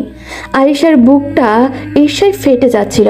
সে ইন্টারকমে চিৎকার করে ম্যানেজারকে ডাকলো। ম্যানেজার চাচা, এই রিসেপশনিস্ট রিয়াকে কি আমি গল্পের জন্য বেতন দেই? দেখুন তো ও আকাশের সাথে কিভাবে গালগপ্প জুড়েছে। আকাশ কি এখানে প্রেম করতে এসেছে নাকি কাজ করতে? মামুনি, রিয়া তো সবার আগেই সাথেই ভালো ব্যাপার করে, আর আকাশ তো এই অফিসে নতুন, ওর তো কাউকে দরকার যে ওকে একটু গাইড করবে। এতে রাগার কি আছে? গাইড করার জন্য আপনি আছেন, আমি আছি, আর ওই রিয়ার মতো একটা সাধারণ মেয়ের সাথে ও অত কিসের হাসাহাসি করছে? ওকে এক্ষুনি আমার রুমে পাঠিয়ে দিন। কিছুক্ষণ পর আকাশ আরিশার কেবিনে ঢুকলো। তার চোখে তখনও রিয়ার সাথে গল্পের রেশটুকু লেগে আছে। ফাইলটা রাখো টেবিলে। আর শোনো আকাশ, তুমি কি ভুলে যাচ্ছ তুমি এখানে কিসের জন্য এসেছো? অফিসের ডেকোরাম বলে একটা জিনিস আছে। ওই রিসেপশনিস্টের সাথে তোমার এত মাখামাখি অফিসের কালচারের জন্য ভালো না। মিস চৌধুরী, আমি আমার কাজ ঠিকঠাক করছি, আর রিয়া শুধু আমার একজন ভালো বন্ধু। কারোর সাথে কথা বলা বা বন্ধুত্ব করা কি এই কন্ট্রাক্টের বাহিরে? আমি তো দাদুর সামনে আপনার সাথেও খুব ভালো অভিনয় করি, তবে অফিসের কলিগের সাথে স্বাভাবিক হতে আপনার সমস্যা কোথায়? সমস্যা আছে, কারণ লোকে জানবে তুমি আমার হাজবেন্ড, আর তুমি যদি একটা সাধারণ রিসেপশনিস্টের সাথে ফ্লার্ট করো তবে সেটা আমার প্রেস্টিজে লাগে। প্রেস্টিজ নাকি হিংসে? মিস চৌধুরী, আপনি কি সত্যি ভয় পাচ্ছেন যে আপনার কন্ট্রাক্ট করা খেলনাটা অন্য কারোর সাথে বেশি ভালো সময় কাটাচ্ছে? আপনি আমাকে কিনেছেন আমার হাসি বা আমার বন্ধুত্বকে নয়। রিয়া আমাকে সম্মান দেয়, মায়া দেয়, যা আপনার ডিকশনারিতে নেই। স্টপ ইট আকাশ, তোমাকে বেশি প্রশ্রয় দেওয়া হয়ে গেছে। মনে রেখো, 1 মাস পর তুমি আমার লাইফ থেকে ভ্যানিশ হয়ে যাবে, তাই কারো সাথে মন দেওয়া নেওয়া করার স্বপ্ন দেখে লাভ নেই। মন দেওয়ার মতো যোগ্যতা আমার নেই মিস চৌধুরী, আমি জানি, তবে মায়া কাটাতে টাকা লাগে না। আমি আমার কাজ করছি, আপনি আপনার ইগো সামলান। আকাশ কেবিন থেকে বেরিয়ে যেতেই আরিশা সোফায় ধপ করে বসে পড়ল। সে বুঝতে পারছে না কেন তার বারবার কান্না পাচ্ছে। সে তো আকাশকে ভালোবাসে না, তবে কেন অন্য কোনো মেয়ের সাথে তাকে দেখলে আরিশার কলিজায় টান লাগে। অন্যদিকে অফিসে রিয়া আর আকাশের বন্ধুত্ব আরও গভীর হতে শুরু করেছে। রিয়া জানে না আকাশের জীবনের আসল সত্যটা কী, কিন্তু সে আকাশকে তার একঘেয়ে জীবনের থেকে এক চিলতে রোদ হিসেবে দেখতে শুরু করেছে। চৌধুরী ভিলার পরিবেশে এখন এক অদ্ভুত পরিবর্তন। যে আরিশা চৌধুরী আকাশকে নিজের ছায়া মারাতে দিত না, সেই আরিশাই এখন ছলে বলে কৌশলে আকাশকে নিজের 24 ঘন্টার সঙ্গী করে তুলেছে। কেন এক অজানা ভয় বা অদৃশ্য টান তাকে আকাশের দিকে বারবার ঠেলে দিচ্ছে। অফিসের কাজ হোক বা বাইরের মিটিং, আরিশার এখন আকাশকে ছাড়া চলেই না। আকাশ, এই ফাইলগুলো নিয়ে এক্ষুনি আমার কেবিনে আসো। নেক্সট প্রজেক্টের প্রেজেন্টেশনটা তোমাকে ছাড়া আমি ফাইনাল করতে পারছি না। মিস চৌধুরী, এই কাজটা তো আপনার অ্যাসিস্ট্যান্টও করতে পারতো। আমাকে অডিট সেকশন থেকে বারবার কল করছে, ওখানে আমার থাকাটা জরুরি। অডিট সেকশনে কে আছে না আছে সেটা দেখার দায়িত্ব আমার। আপাতত তুমি এখানেই বসো, এই কফিটা নাও আর আমাকে এই স্লাইডগুলো গুছিয়ে দাও। আর হ্যাঁ, তোমার ফোনটা সাইলেন্ট করো, বারবার রিংটোন বাজলে আমার কনসেন্ট্রেশনে নষ্ট হয়। সাইলেন্টই আছে। আসলে রিয়া একটা ফাইল নিয়ে আসছিল, বোধহয় সেই জন্য কল দিয়েছিল। আমি কি একটু বাইরে গিয়ে ওর সাথে কথা বলে আসবো? একদম না, রিয়াকে বলে দাও ফাইলটা রিসেপশনে রাখতে, ওটা পরে দেখা যাবে। তুমি আমার সামনে বসো, আর কাল থেকে আমার যতগুলো আউটডোর মিটিং আছে সবগুলোতে তুমি আমার সাথে যাবে। ড্রাইভারকে বলে দিয়েছি তুমি আর আমি একই গাড়িতে যাব। কিন্তু মিস চৌধুরী, লোকে কি ভাববে? এমপ্লয়িরা তো অলরেডি বলা বলি করছে যে আপনি কেন আমাকে এত প্রায়োরিটি দিচ্ছেন। আমাদের কন্ট্রাক্টের গোপনীয়তা তো এতে নষ্ট হতে পারে। লোকে কি ভাবলো তাতে আমার কিছু যায় আসে না। আরিশা চৌধুরী নিজের ডিসিশন নিজেই নেয়। তোমাকে আমার আশেপাশে থাকলে আমার কাজ করতে সুবিধা হয়, ব্যাস, এটাই শেষ কথা। এখন কাজের দিকে ফোকাস করো। আরিশার এই কাজের বাহানা এখন রীতিমতো শিল্পের পর্যায়ে পৌঁছে গেছে। শপিং মলে যাওয়া হোক কিংবা ক্লায়েন্টের সাথে ডিনার, আরিশা সবখানেই আকাশকে সাথে নিয়ে যাচ্ছে। আর অজুহাত একটাই, যে আকাশের বুদ্ধিমত্তা তার কাজে লাগে। কিন্তু আসল কারণটা যে রিয়ার সাথে আকাশের বাড়তে থাকা বন্ধুত্ব আটকানো। সেটা আরিশার নিজের অবচেতন মনও জানে। একদিন অফিসের করিডোরে আকাশের সাথে রিয়া দেখা হয়ে যায়। আকাশ স্যার, আপনাকে তো এখন পাওয়াই যায় না। আরিশা ম্যাম তো আপনাকে একদম নিজের ছায়া বানিয়ে ফেলেছেন। আজ লাঞ্চে কিন্তু আমাদের যাওয়ার কথা ছিল, মনে আছে তো? সরি রিয়া, আরিশা আজ একটা ইমার্জেন্সি মিটিং রেখেছে সিটি ক্লাবে। আমাকে এখনই বের হতে হবে। ইনশাল্লাহ কাল হবে। কালো কি ম্যাম আপনাকে ছাড়বেন? আমার কেন জানি মনে হচ্ছে আরিশা ম্যাম আপনাকে কারোর সাথে শেয়ার করতে চাচ্ছেন না। যাই হোক, সাবধানে যাবেন। রিয়া চলে যেতেই আরিশা পেছন থেকে এসে দাঁড়ালো। তার চোখে মুখে এক রাজকীয় গাম্ভীর্য, কিন্তু ভেতরে এক অজানা অস্থিরতা। আরিশা নিজের বিরক্তি চেপে আকাশের দিকে তাকিয়ে বাইরে যাওয়ার তাগাদা দিল। কথা শেষ হলো? আবার কি আমরা বের হতে পারি? এবার কি আমরা বের হতে পারি? দেরি হলে ক্লায়েন্ট ইমপ্রেসড হবে না। চলো। গাড়ির ভেতরে এখন পিনপতন নীরবতা। আরিশা বারবার আর চোখে আকাশকে দেখছিল। আকাশ জানলার বাইরে তাকিয়ে শহরের যান্ত্রিকতা দেখছে। তার শান্ত অবয়ব আরিশার হৃদস্পন্দন বাড়িয়ে দিচ্ছে। হুট করেই একটা জোরালো ব্রেক কষল। আরিশা শরীরের ভারসাম্য হারিয়ে আকাশের কাঁধের উপরে গিয়ে পড়ল। কয়েক সেকেন্ডের জন্য সময় যেন থমকে গেল। মিস চৌধুরী, আপনি ঠিক আছেন তো? লেগেছে কোথাও? না, আমি ঠিক আছি। ড্রাইভার সাবধানে গাড়ি চালাও। আকাশ, তোমার শার্টের কলারটা একটু ঠিক করো। চৌধুরী গ্রুপের জামাই হিসেবে তোমাকে পারফেক্ট দেখা দরকার। আপনি কি সত্যি আমাকে চৌধুরী গ্রুপের জামাই ভাবছেন, নাকি 1 মাসের একটা অভিনয়কে খুব বেশি সিরিয়াসলি নিচ্ছেন? যা হওয়ার হচ্ছে, বেশি প্রশ্ন করো না তো। এই 1 মাস তুমি আমার প্রপার্টির মতো, তাই আমি যেখানে নিয়ে যাব সেখানেই তোমাকে যেতে হবে। আরিশা ওই অধিকারবোধ আকাশের মনে এক অদ্ভুত অনুভূতি তৈরি করেছে। সে বুঝতে পারছে আরিশার এই কঠিন খোলসের নিচে একটা নরম মন আছে, যা একা থাকতে ভয় পায়।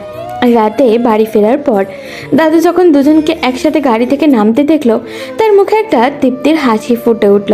কি রে আরিশা, আজ তো তোদের ফিরতে অনেক রাত হলো।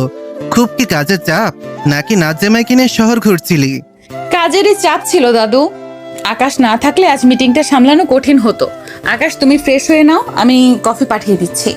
আকাশ নিজের ঘরে চলে গেল।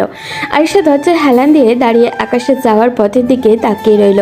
সে অনুভব করছে আকাশ এখন শুধু তার ক্লায়েন্ট নয়, তার অভ্যাসে পরিণত হয়েছে। যাকে সে দাস হিসাবে এনেছিল, সেই ছেলেই এখন তার মনের সিংহাসনে অলক্ষ্যে জায়গা করে নিচ্ছে। কিন্তু এই পরিবর্তন পরিণাম কি হবে তা কি কেউ ভেবেছে? আরিশার সঙ্গীত কিন্তু এই পরিবর্তনের পরিণাম কি হবে তা ভেবে আরিশা শঙ্কিত। হঠাৎ করে আরিশা আকাশকে বলে আগামীকাল তার কক্সবাজারে যাবে আনিসার একটা বিজনেস মিটিংয়ের জন্য। এরপর তারা কক্সবাজারে চলে আসে পরদিন সকালের ফ্লাইটে। আকাশ, ড্রাইভটা চেক করেছো? কক্সবাজারের একটা প্রজেক্ট, আমার ড্রিম প্রজেক্ট। বিদেশি ইনভেস্টররা আজ হোটেলের প্রেজেন্টেশন দেখবে। আমাদের কোনো ভুল করা চলবে না। সব রেডি মিস চৌধুরী। আমি ডাটাগুলো 3 বার ক্রস চেক করেছি। আপনি নিশ্চিন্ত থাকতে পারেন। সমুদ্রের এই নীল জল আর পাহাড়ের মাঝখানে এসেও আপনি শুধু বিজনেস নিয়ে ভাবছেন? একবার জানালার বাইরে তাকিয়ে দেখুন, প্রকৃতি কত সুন্দর। আমার কাছে সাকসেস প্রকৃতির চেয়েও বেশি সুন্দর আকাশ। তবে হ্যাঁ, তোমার কথা শুনে মনে হচ্ছে এখানে এসে অন্তত একবার সমুদ্রের পাড়ে হাঁটা উচিত। মিটিং শেষ হলে বিকেলে কি করা যাবে আমার সাথে? কক্সবাজারে একটি অভিজাত রেস্টুরেন্টের ব্যালকনিতে দাঁড়িয়ে আরিশা আর আকাশ কথাগুলো বলছিল। সমুদ্রের নোনা বাতাস আর ঢেউয়ের গর্জনে আরিশার গাম্ভীর্য যেন কিছুটা শিথিল হয়ে আসছিল। বিকেলের প্রেজেন্টেশন দারুণ সফল হলো। ইনভেস্টররা আকাশের বুদ্ধদীপ্ত উত্তরের প্রশংসা করে ডিল ফাইনাল করলো। আরিশার চোখে তখন এক অদ্ভুত তৃপ্তি। সন্ধ্যা নামতেই আরিশা সাধারণ একটি হালকা নীল শাড়ি পরে আকাশের সামনে এসে দাঁড়ালো। আপনাকে আজ খুব অন্যরকম লাগছে মিস চৌধুরী। এই কাঠখোট্টা বিজনেসম্যান আরিশার ভেতরে যে এমন স্নিগ্ধ একজন মানুষ আছে, তা হয়তো আজ সমুদ্র না থাকলে জানাই হতো না। বিকেলে কি যাবে আমার সাথে? বেশি প্রশংসা করতে হবে না, চলো বিচে যাই। সাগরের গর্জন খুব কাছ থেকে শোনার ইচ্ছে করছে আজ। সাগরের বালুতে তারা দুজনে পাশাপাশি হাঁটছিল। আকাশের পা ছুঁয়ে যাওয়ার ঢেউগুলো যেন তার মনের দূরত্ব কমিয়ে দিচ্ছিল। হাঁটতে হাঁটতে আরিশা হঠাৎই থেমে গেল। সে আকাশের দিকে তাকিয়ে দেখলো আকাশ খুব শান্তভাবে দিগন্তের দিকে তাকিয়ে আছে। আরিশার মনে হলো এই ছেলেটার সাথে থাকলে পৃথিবীটা কত সহজ হয়ে যায়। আকাশ, তুমি এখন এই 1 মাস শেষ করে চলে যাবে। তখন তোমার কি আমার কথা মনে পড়বে, নাকি 50 লাখ টাকা পেয়ে এই অভাগা আরিশাকে এক নিমেষে ভুলে যাবে? টাকা দিয়ে সময় কেনা যায় মিস আরিশা, কিন্তু স্মৃতি মোছা যায় না। আপনি আমাকে দাস বানিয়ে এনেছিলেন ঠিকই, কিন্তু আপনার এই নিঃসঙ্গতা আমি অনুভব করতে পারি। আপনার এই মায়া মাখা মুখটা ভুলে যাওয়া হয়তো আমার পক্ষে সম্ভব হবে না। তুমি জানো আকাশ, আজ পর্যন্ত কেউ আমাকে এভাবে বুঝতে চেষ্টা করেনি। সবাই আমার টাকা আর ক্ষমতা দেখেছে, কিন্তু তুমি আমাকে একজন মানুষ হিসেবে দেখেছো। কেন তুমি এত ভালো? কেন তোমাকে অবহেলা করা যায় না? সাগরের বাতাসের বেগ বাড়ছিল। আকাশে তখন মেঘের আড়ালে চাঁদ উঁকি দিচ্ছে। আরিশার চোখের কোণে চিকচিক করছিল নোনা জল। হঠাৎই সে আবেগপ্রবণ হয়ে আকাশের হাতটা খুব শক্ত করে ধরল। আকাশ চমকে উঠল, কিন্তু হাত সরিয়ে নিল না। আরিশার শরীরের কাঁপন আকাশ অনুভব করতে পারছিল। আকাশ, আমি আসলে খুব একা। এই বিশাল সাম্রাজ্য দিয়ে আমি কি করব যদি আমার কথা শোনার মতো কেউ পাশে না থাকে? আমি কি অনেক খারাপ? কেন আমি তোমাকে প্রথম থেকেই কষ্ট দিয়েছি?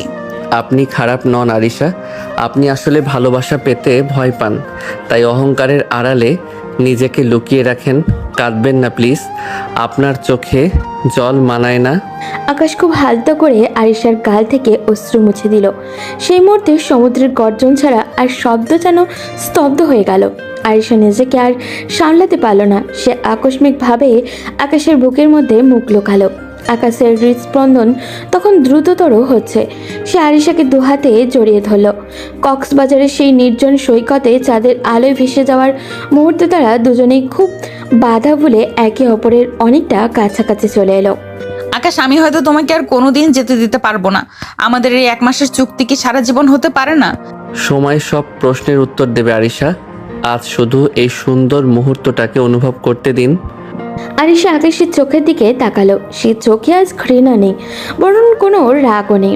আজ শুধু এক গভীর মুগ্ধতা। সাগরের ঢেউ এসে আছড়ে পড়েছিল তাদের পায়ের কাছে, আর তাদের মনের গভীরে বয়ে যাচ্ছিল অনুভূতির এক প্রলয়কারী ঝড়। আরিশা চৌধুরীর মতো কঠিন হৃদয় নারী আজ এক এতিম ছেলের ভালোবাসার কাছে সম্পূর্ণ আত্মসমর্পণ করলো। কক্সবাজার থেকে ফেরার পর আকাশ আর আরিশার সম্পর্কের সমীকরণটা একদমই বদলে গেছে। আরিশার সেই কঠিন ব্যক্তিত্ব এখন আকাশের সামনে এলেই তাসের ঘরের মতো ভেঙে পড়ে। তাদের মধ্যে এখন আর সেই মালিক আর দাসের দূরত্ব নেই। দেখতে দেখতে চুক্তির 25তম দিন কেটে গেল। ঘড়ির কাঁটা যেন এখন আরিশার কাছে এক একটা আতঙ্কের নাম। আকাশ, সোফায় শুলে তো তোমার পিঠে ব্যথা হয়। আজ থেকে তুমি চাইলে এই বড় বেডটার একপাশে ঘুমাতে পারো, আমার কোনো সমস্যা নেই। আজ 25 দিন হয়ে গেল আরিশা, আর মাত্র 5 দিন, তারপর তো এই রাজপ্রাসাদ ছেড়ে আমাকে আমার সেই পুরনো মেসেই ফিরে যেতে হবে। এখন এই দামি বেডে ঘুমানোর অভ্যাস করলে পরে হয়তো ফুটপাতে ঘুম আসবে না। 5 দিনের তো পথ, সোফাতেই ভালো আছি। আকাশের মুখে 5 দিন পর চলে যাওয়ার কথা শুনে আয়েশার বুকটা হু হু করে উঠল। সে ভেবেছিল কক্সবাজারের ওই মুহূর্তগুলোর পর আকাশ হয়তো চুক্তির কথা ভুলে যাবে, কিন্তু আকাশের এই বাস্তববাদী কথাগুলো আয়েশাকে মনে করিয়ে দিল যে তাদের সম্পর্কের ভিত্তিটা ছিল স্রেফ একটা কন্ট্রাক্ট। আরিশা সারা রাত ঘুমাতে পারল না, তার চোখের জল বালিশ ভেজাতে লাগলো। পরদিন সকালে এক রাশ মন খারাপ নিয়ে আরিশা অফিসে পৌঁছালো। কেবিনে ঢোকার আগেই তার চোখ পড়ল এক অসহ্য দৃশ্য। আকাশ স্যার, এই কফিটা খেয়ে দেখুন তো। আজ আমি নিজের হাতে আপনার জন্য বানিয়ে এনেছি। আপনি চলে যাবেন শুনলাম, আমার কিন্তু খুব মন খারাপ হবে। আপনি তো দেখি অনেক খবর রাখেন রিয়া। আসলে জীবন তো থেমে থাকে না, তবে আপনার মতো বন্ধুর কথা আমার সারা জীবন মনে থাকবে। শুধু মনে রাখলে হবে না, যাওয়ার পর কিন্তু আমাকে ট্রিট দিতে হবে। আপনার সাথে কাটানোর সময়গুলো আমার কাছে স্পেশাল হয়ে থাকবে। আরিশা করিডোর দিয়ে যাওয়ার সময় দেখলো আকাশ আর রিয়া খুব সহজভাবে হাসাহাসি করছে। আরিশার মনে হলো কেউ যেন তার কলিজায় গরম লোহা দিয়ে ছ্যাঁকা দিচ্ছে। সে নিজের ইগো সামলাতে না পেরে কাজ ফেলে সোজা বাড়িতে চলে আসলো। আসলাম চৌধুরী ড্রয়িং রুমে বসে পত্রিকা পড়ছিলেন। নাতনিকে দেখে অসময়ে এভাবে অগ্নিশর্মা হয়ে ফিরতে দেখে তিনি বেশ অবাক হলেন। কিরে আরিশা, অফিস থেকে এই অসময়ে চলে এলি যে? শরীর খারাপ নাকি? আর তোর মুখটা এমন তপ্ত দুপুরের মতন লাল হয়ে আছে কেন? দাদু, আমার সামনে এখন কারো কথা বলবে না। আমি আমার রুমে যাচ্ছি, কেউ যেন আমাকে ডিস্টার্ব না করে, বিশেষ করে ওই আকাশ যেন আমার ছায়া না মারায়। আরিশা গটগট করে সিঁড়ি বেয়ে উপরে উঠে নিজের রুমের দরজাটা সহজ জোরে বন্ধ করে দিল। আসলাম চৌধুরী কিছুক্ষণ থতমত খেয়ে বসে রইলেন। তিনি বুঝতে পারলেন ডাল মে কুছ কালা হে। তিনি কালক্ষেপণ না করে ম্যানেজারকে ফোন দিলেন। ম্যানেজার, অফিসে কি কিছু হয়েছে? আরিশা হঠাৎ পাগলের মতন রিয়াক্ট করছে কেন? ও তো মাত্রই বাড়ি ফিরলো। বড় সাহেব, আমি তো বুঝতে পারছি না কি বলবো। আসলে আকাশ আর রিসেপশনিস্ট প্রিয়াকে একসাথে হাসাহাসি করতে দেখেই মামনি এই কাণ্ড করেছে। মামনি এখন আকাশের ছায়াও সহ্য করতে পারছেন না, অথচ মনে মনে আকাশকে ছাড়া এক মুহূর্তও থাকতে পারছেন না। তার মানে আরিশা চৌধুরী হিংসে করছে? যে মেয়ে কোনোদিন কাউকে পরোয়া করেনি, আজ সে একটা সাধারণ মেয়ের সাথে আকাশের মেলামেশা নিতে পারছে না। এটা তো দারুণ খবর ম্যানেজার। তার মানে বেশি বেশি বিষক্ষয় হচ্ছে। বড় সাহেব, হাসি থামাশার কথা না। আরিশা মামনি যেভাবে রেগে আছে আমার ভয় হচ্ছে ওনা আবার আকাশকে অপমান করে বাড়ি থেকে বের করে দেয়। চুক্তির আর মাত্র কয়েকটা দিন বাকি। ভয় পাস না, যে যত বেশি হিংসে করে সে তত বেশি ভালোবাসে। আরিশা এখন নিজের মনের সাথে যুদ্ধ করছে, আর আকাশকেও বুঝতে হবে যে আরিশার এই রাগের পেছনে কতটা গভীর মায়া লুকিয়ে আছে। তুই শুধু পরিস্থিতির ওপর নজর রাখ। আরিশা নিজের রুমে শুয়ে বালিশ কামড়ে কাঁদছে। তার মাথায় একটা শুধু দৃশ্য ঘুরে বেড়াচ্ছে। আকাশ রিয়ার দিকে তাকিয়ে হাসছে। সে হাসিটা আরিশার পাওনা ছিল, সেটা রিয়া অনায়াসেই পেয়ে গেছে। আরিশা মনে মনে ভাবছে, আকাশ কি সত্যি 5 দিন পর চলে যাবে? সে কি একবারও আরিশাকে বলবে না যে সে থেকে যেতে চায়? চুক্তির কাগজগুলো কি আসলেই তাদের হৃদয়ের অনুভূতির চেয়ে বড় হয়ে গেল? ম্যানেজার, নাতনির এই হিংসে দেখে আমি একটা জিনিস নিশ্চিত হলাম। আরিশা আকাশকে পাগলের মতন ভালোবেসে ফেলেছে, কিন্তু ওর এই জেদ ভাঙতে হলে আমাদের আগুনের উপর একটু ঘি ঢালতে হবে। তুমি আরিশাকে গিয়ে বলবে যে আকাশের সাথে ডিভোর্স হয়ে গেলে আকাশ আর দেরি করবে না, ও নাকি রিয়াকেই বিয়ে করবে। এই কথাটা শোনার পর দেখবি আসল আরিশা চৌধুরীকে। বড় সাহেব, এটা বলা কি ঠিক হবে? মামনি তো আকাশকে আস্ত রাখবে না। এমনিতেই সে রেগে আছে, তার উপর এমন খবর দিলে তো বাড়িতে তুফান শুরু হয়ে যাবে। আমি যা বলেছি তাই করো। মায়া থেকে যখন ভালোবাসা জন্মায় না, তখন হিংসে থেকে সেটা বের করে আনতে হয়। দেরি করো না, এখনই যাও। ম্যানেজার কাঁপতে কাঁপতে আরিশার ঘরের দরজায় গিয়ে দাঁড়ালেন। আরিশা তখনও অন্ধকার ঘরে বসে জানলার দিকে তাকিয়েছিল। তার চোখের মনি আগুনের মতো লাল হয়ে আছে। ম্যানেজার গলা পরিষ্কার করে ঘরে ঢুকলেন এবং আসলাম চৌধুরীকে শিখিয়ে দেওয়া কথাগুলো খুব সাবধানে আরিশার কানে দিলেন। খবরটি শুনে আরিশা পুরো শরীর কাঁপতে শুরু করলো। সে কোনো কথা না বলে পাগলের মতো আকাশের গেস্ট রুমের দিকে ছুটে গেল। তুই নিজেকে কি মনে করিস রে আকাশ? তোর এত বড় সাহস! আমি তোকে ডিভোর্স দেওয়ার আগেই তুই বিয়ের স্বপ্ন দেখছিস? ঢং করিস না একদম। তুই ভেবেছিস আমি জানবো না ওই রিয়াকে তুই বিয়ে করবি? 5 দিন শেষ হওয়ার আগেই তুই পরকাল গুছিয়ে ফেলছিস। ডিভোর্স? বিয়ের স্বপ্ন? আপনি কি আবোল তাবোল বলছেন আরিশা? আমি তো কিছুই বুঝতে পারছি না। আপনি মাঝরাতে এভাবে চড়াও হচ্ছেন কেন? তোকে আমি কেনা গোলাম হিসেবে এনেছিলাম আর তুই আমার পেছনে ছুরি মারছিস। এখন তুই আমার স্বামী, আমি তোকে এখনো তালাক দেইনি। আর আমাদের এই চুক্তি শেষ হবে কি হবে না তা আমি এখনো ঘোষণা করিনি। আমার পারমিশন ছাড়া তুই অন্য কোনো মেয়ের দিকে তাকানোর সাহস পাস কোথা থেকে? সব পুরুষের সমান, চরিত্রহীন কোথাকার। মুখ সামলে কথা বলুন আরিশা। আপনি যাকে তাকে যা খুশি বলতে পারেন না। রিয়া শুধু আমার ফ্রেন্ড, আর আমাদের মধ্যে তো বিয়ের কোনো ভিত্তিই ছিল না। এটা তো একটা কন্ট্রাক্ট ছিল। 5 দিন পর আমি তো আপনার কাছে কেউ না, আমি তো চলেই যাব। তখন আমি কার সাথে থাকলাম তাতে আপনার কি? কেউ না মানে কি? খবরদার আকাশ, ওই রিয়ার নাম নিবি না। ব্যক্তিত্বের দোহাই দিস না একদম। তোর মতো একটা এতিম ছেলের কিসের ব্যক্তিত্ব? তুই তো স্রেফ একটা ভাড়া করা অ্যাক্টর। এখন যাবি ওই রিয়ার কাছে গিয়ে পীড়িত করবি তো? সেটা আমি হতে দেব না। তোকে আমি ছাড়বই না, দেখি তুই কিভাবে বিয়ে করিস। যথেষ্ট হয়েছে আরিশা চৌধুরী। আপনার এই ইগো আর এই সন্দেহবাতিক মন নিয়ে আপনি কোনোদিন সুখী হতে পারবেন না। চরিত্র নিয়ে কথা বলবেন না। আমি আপনার কেনা হতে পারি, কিন্তু আমার ব্যক্তিত্ব আপনার ওই 50 লাখ টাকার চেয়ে অনেক বেশি দামি। আপনি পাগল হয়ে গেছেন আরিশা। আপনার এই জেদ আপনাকে ধ্বংস করে দিচ্ছে। আমি আর এক মুহূর্ত আপনার সাথে কথা বলতে চাই না। আরিশা আর আকাশ একে অপরের দিকে হিংস্রভাবে তাকিয়েছিল। রাগে আরিশার টেবিলের উপরে থাকা কাচের গ্লাসটা সজোরে ফ্লোরে আছড়ে ভেঙে পড়ল। কাচের টুকরো ছিটকে আকাশের হাতে লাগলেও আকাশ ভ্রুক্ষেপ করলো না। আরিশা আকাশের আরও কাছে এগিয়ে গিয়ে তার কলারটা টেনে ধরল। মাঝরাতের নিস্তব্ধতা ভেঙে থ্রিভিলাসী ঘরে শুরু হলো এক ভয়াবহ লড়াই। কিন্তু এই লড়াইয়ের আড়ালে আরিশার চোখের কোণে যে জল গড়িয়ে পড়ছিল তা কেবল আকাশের হারানোর ভয় ছাড়া আর কিছুই ছিল না। ম্যানেজার চাচা, আকাশ কোথায়? ওকে কি আমি বসিয়ে বসিয়ে বেতন দেই যে ও রিসেপশনে গিয়ে ওই রিয়ার সাথে ঘন্টার পর ঘন্টা আড্ডা দেবে? ওকে এখনই আমার কেবিনে আসতে বলুন। কোনো অজুহাত আমি শুনতে চাই না। এই অফিসে কে বস আর কে এমপ্লয়ি সেটা আজ আমি বুঝিয়ে দেব। আপনি যান এখান থেকে। মামুনি, আকাশ তো একটা ফাইল চেক করতে গিয়েছিল, ও আসছে, তুমি শান্ত হও। এত রাগ করলে তোমারই শরীর খারাপ করবে। আমি ওকে পাঠিয়ে দিচ্ছি। ম্যানেজার বেরিয়ে যেতেই আরিশার কাছের দেওয়ালের উপর দিয়ে দেখলো আকাশের রিয়া হাসাহাসি করছে। রিয়ার হাতের ছোঁয়া আকাশের কাঁধে লাগতেই আরিশার মাথার রক্ত যেন চড়ে গেল। কিছুক্ষণ পর আকাশ কেবিনে ঢোকা মাত্রই আরিশার কানে কথা না বলে ধীর পায়ে এগিয়ে গিয়ে কেবিনের ভারী দরজাটা লক করে দিল। বাইরের শব্দ যেন এক লহমায় নিস্তব্ধ হয়ে গেল।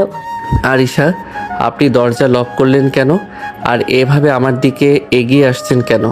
কোনো জরুরি ফাইল সাইন করতে হবে? আপনার চোখ মুখ এমন লাল হয়ে আছে কেন আরিশা? ফাইল তো অনেক সাইন হবে আকাশ, কিন্তু তার আগে বলো রিসেপশনের রিয়ার সাথে কি এত রসলো গল্প হচ্ছিল? তোমাকে কি আমি এখনো প্রেম করার জন্য এনেছি এখানে? অধিকার নেই মানে? তুই এখনো আমার বাড়িতে আছিস, আমার নাম ব্যবহার করছিস, তোর প্রতিটা নিঃশ্বাসের ওপর আমার অধিকার আছে। তুই অন্য কোনো মেয়ের দিকে তাকাবি না। তাকাবি আর আমি সয়ে নেব? আপনি আবার শুরু করলেন। রিয়া শুধু কাজের কথা বলছিল। আপনার এই সন্দেহবাতিক মনটা কবে ঠিক হবে? আমি আপনার চুক্তিবদ্ধ স্বামী হতে পারি, কিন্তু আমার ব্যক্তিগত জীবনের উপর আপনার কোনো অধিকার নেই। আপনি সীমা ছাড়িয়ে যাচ্ছেন আরিশা। আরিশা একের পর এক ধাক্কা দিয়ে আকাশকে পেছনের দিকে সরিয়ে নিতে যেতে লাগলো। তার চোখে তখন হিংসে আর ভালোবাসার এক বিধ্বংসী আগ্নেয়গিরি। আকাশ পেছনের দিক থেকে সরতে সরতে হঠাৎই কেবিনে রাখা সোফার সাথে পা লেগে ভারসাম্য হারিয়ে ধপ করে পড়ে গেল। আরিশা সেই সুযোগে আকাশের উপরে ঝুঁকে পড়ল। আরিশার চুলের ঘান আর শরীরের উষ্ণতা আকাশের স্বল্প প্রতিরোধ ভেঙে দিল। আরিশা আর কোনো কথা না বলার সুযোগ দিল না। সে নিজের সমস্ত আবেগ আর না বলা অভিমানটুকু ঢেলে দিয়ে আকাশের ঠোঁটে নিজের ঠোঁট ডুবিয়ে দিল। চুপ করেছিস কেন? রেসপন্স কেন করছিস না? নাকি আমাকে এখন এইভাবে মেনে নিতে পারছিস না? নাকি ওই রিয়ার ছোঁয়া পাওয়ার পর আমার এই পাগলামি তোর কাছে বিষ মনে হচ্ছে? বল আকাশ, কথা বল। কেন করিস এমন আকাশ? কেন আমাকে এত কষ্ট দিস? তুই জানিস না তোকে আমি অন্য কারোর সাথে দেখলে আমার কলিজা ছিঁড়ে যায়? আরিশা, আপনি জানেন না আপনি কি করছেন? আপনি আমাকে পাগল করে দিচ্ছেন। আমি তো নিজেকে সামলানোর চেষ্টা করছিলাম, কিন্তু আপনি তো সব বাঁধ ভেঙে দিলেন। আপনি কি আসলেই চান আমি আপনাকে সেভাবে গ্রহণ করি যেভাবে একজন স্বামী তার স্ত্রীকে করে? আকাশ আর নিজেকে আটকে রাখতে পারল না। সেও আরিশার কোমর শক্ত করে হাত জড়িয়ে ধরে তাকে নিজের বুকের উপরে টেনে নিল। এবার আকাশ নিজেই পাগলের মতো আরিশার ঠোঁটে নিজের ঠোঁট চেপে ধরল। আরিশা প্রথমবার কোনো পুরুষের এমন বলিষ্ঠ আর আদিম ছোঁয়া পেয়ে নিজেকে সামলাতে পারছিল না। আকাশের হাত যখন আরিশার কোমর আর স্পর্শকাতর জায়গাগুলোতে বিচরণ করতে লাগলো, আরিশার সারা শরীরে বিদ্যুৎ খেলে গেল। তার সমস্ত দম্ভ আর আভিজাত্য যেন এই এক চিলতে আগুনের কাছে আত্মসমর্পণ করলো। আমাকে ছেড়ে যাবি না তো আকাশ? এই 5 দিন শেষ হওয়ার পর তুই কি আমাকে এই নরকে একা রেখে চলে যাবি? আমি তোকে ছাড়া বাঁচতে পারবো না আকাশ। আমি আজ স্বীকার করছি, আমি তোর কাছে হেরে গেছি। আপনার এই পাগলামি আমাকে আপনার মায়ায় চিরতরে বেঁধে ফেলেছে আরিশা। আমি জানতাম না এই কঠিন হৃদয়ের নিচে এতটা প্রেম জমা ছিল। আজ থেকে আপনি শুধু আমার আর আমি শুধু আপনার। কোনো চুক্তি আমাদের আলাদা করতে পারবে না। আমি থাকবো তোমার এই এলোমেলো জীবনটা গুছিয়ে দেওয়ার জন্য। আমি থাকবো। কেবিনের ভেতরে তখন সময় থমকে আছে।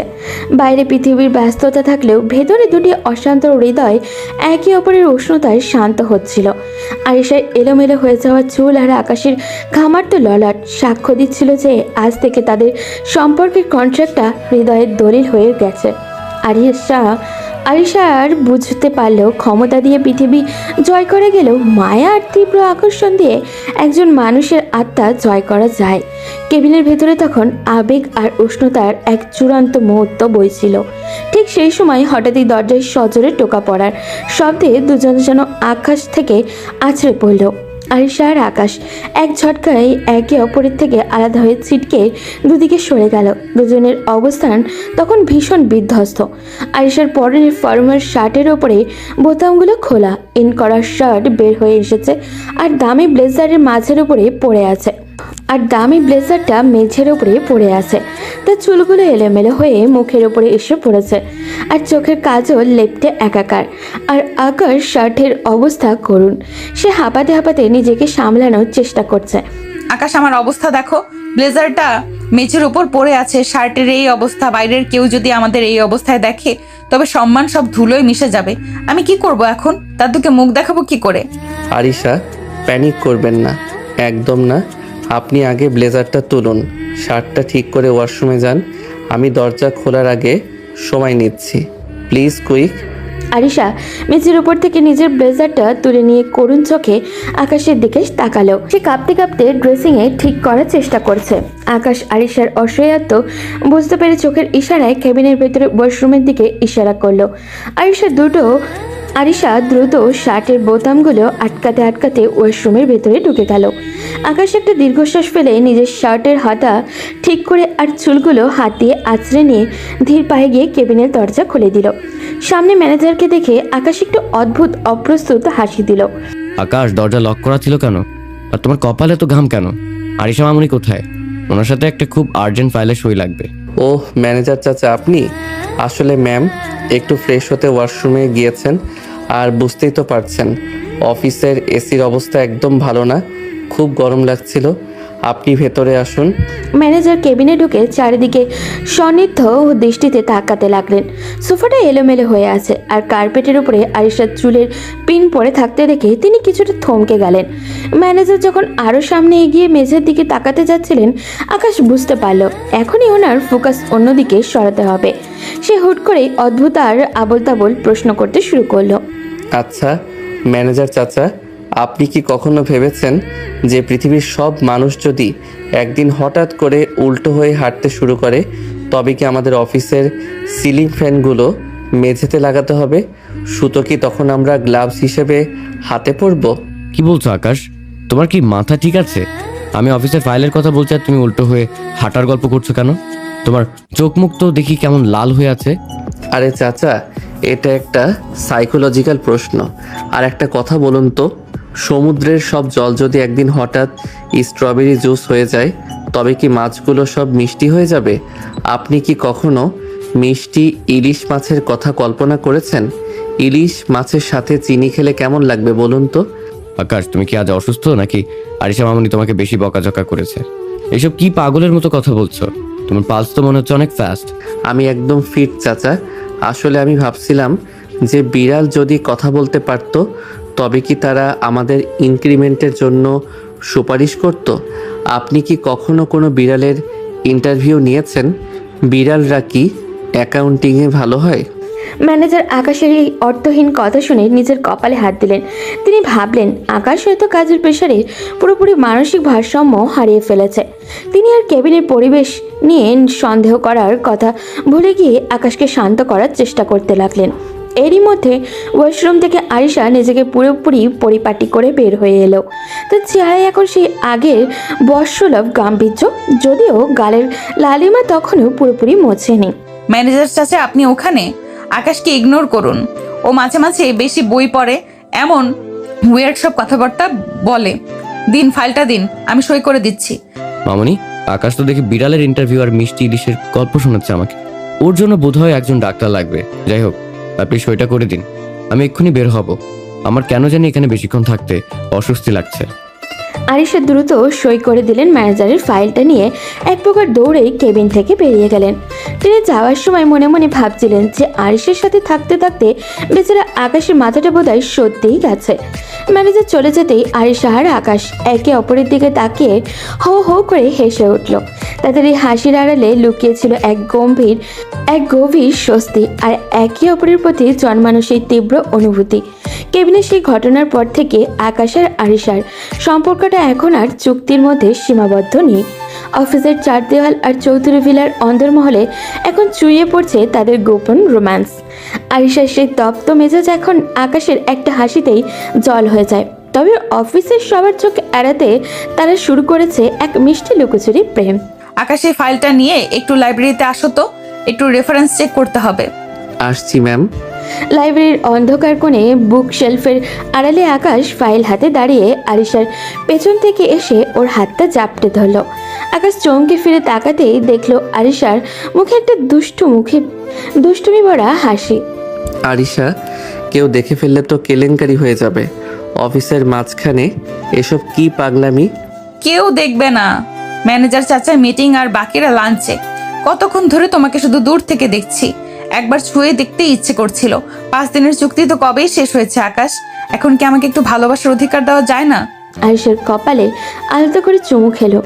অধিকার তো তুমি সেদিনই আদায় করে নিয়েছো, যেদিন আমার কলার ধরেছিলে।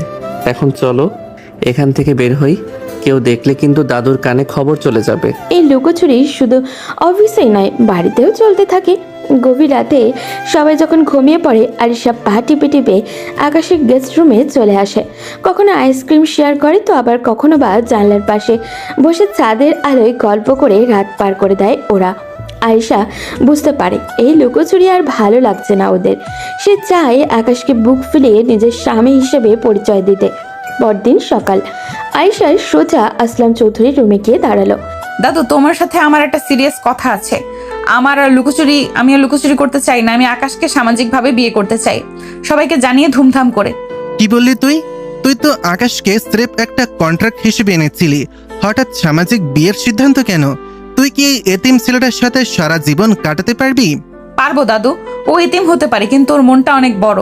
ও আমাকে মানুষ হিসেবে চিনতে শিখিয়েছে। ওর মেধা আর ওর ভালোবাসা আমার জেদকে হারিয়ে দিয়েছে।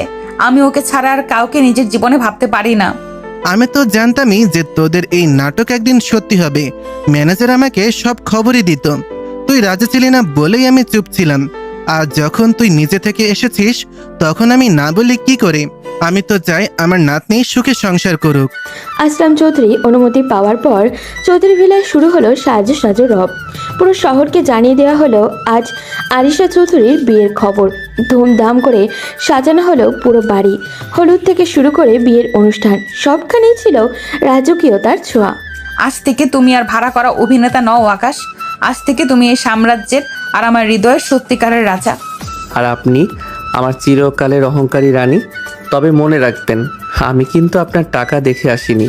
আমি এসেছি এই কঠিন হৃদয়ের আড়ালে লুকিয়ে থাকা ছোট্ট মেয়েটার খোঁজে।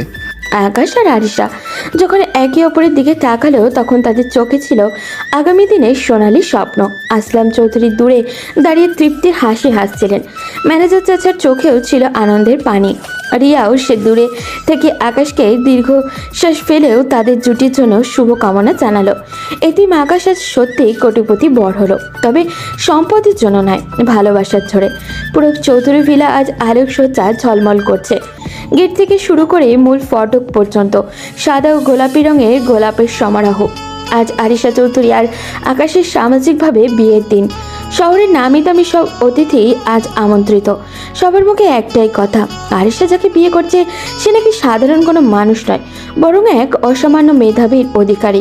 বিয়ের এই জাঁকজমকপূর্ণ অনুষ্ঠানের মাঝেই আকাশ আর আরিশা ছোট ছোট কিছু মিষ্টি মুহূর্ত তৈরি হচ্ছিল।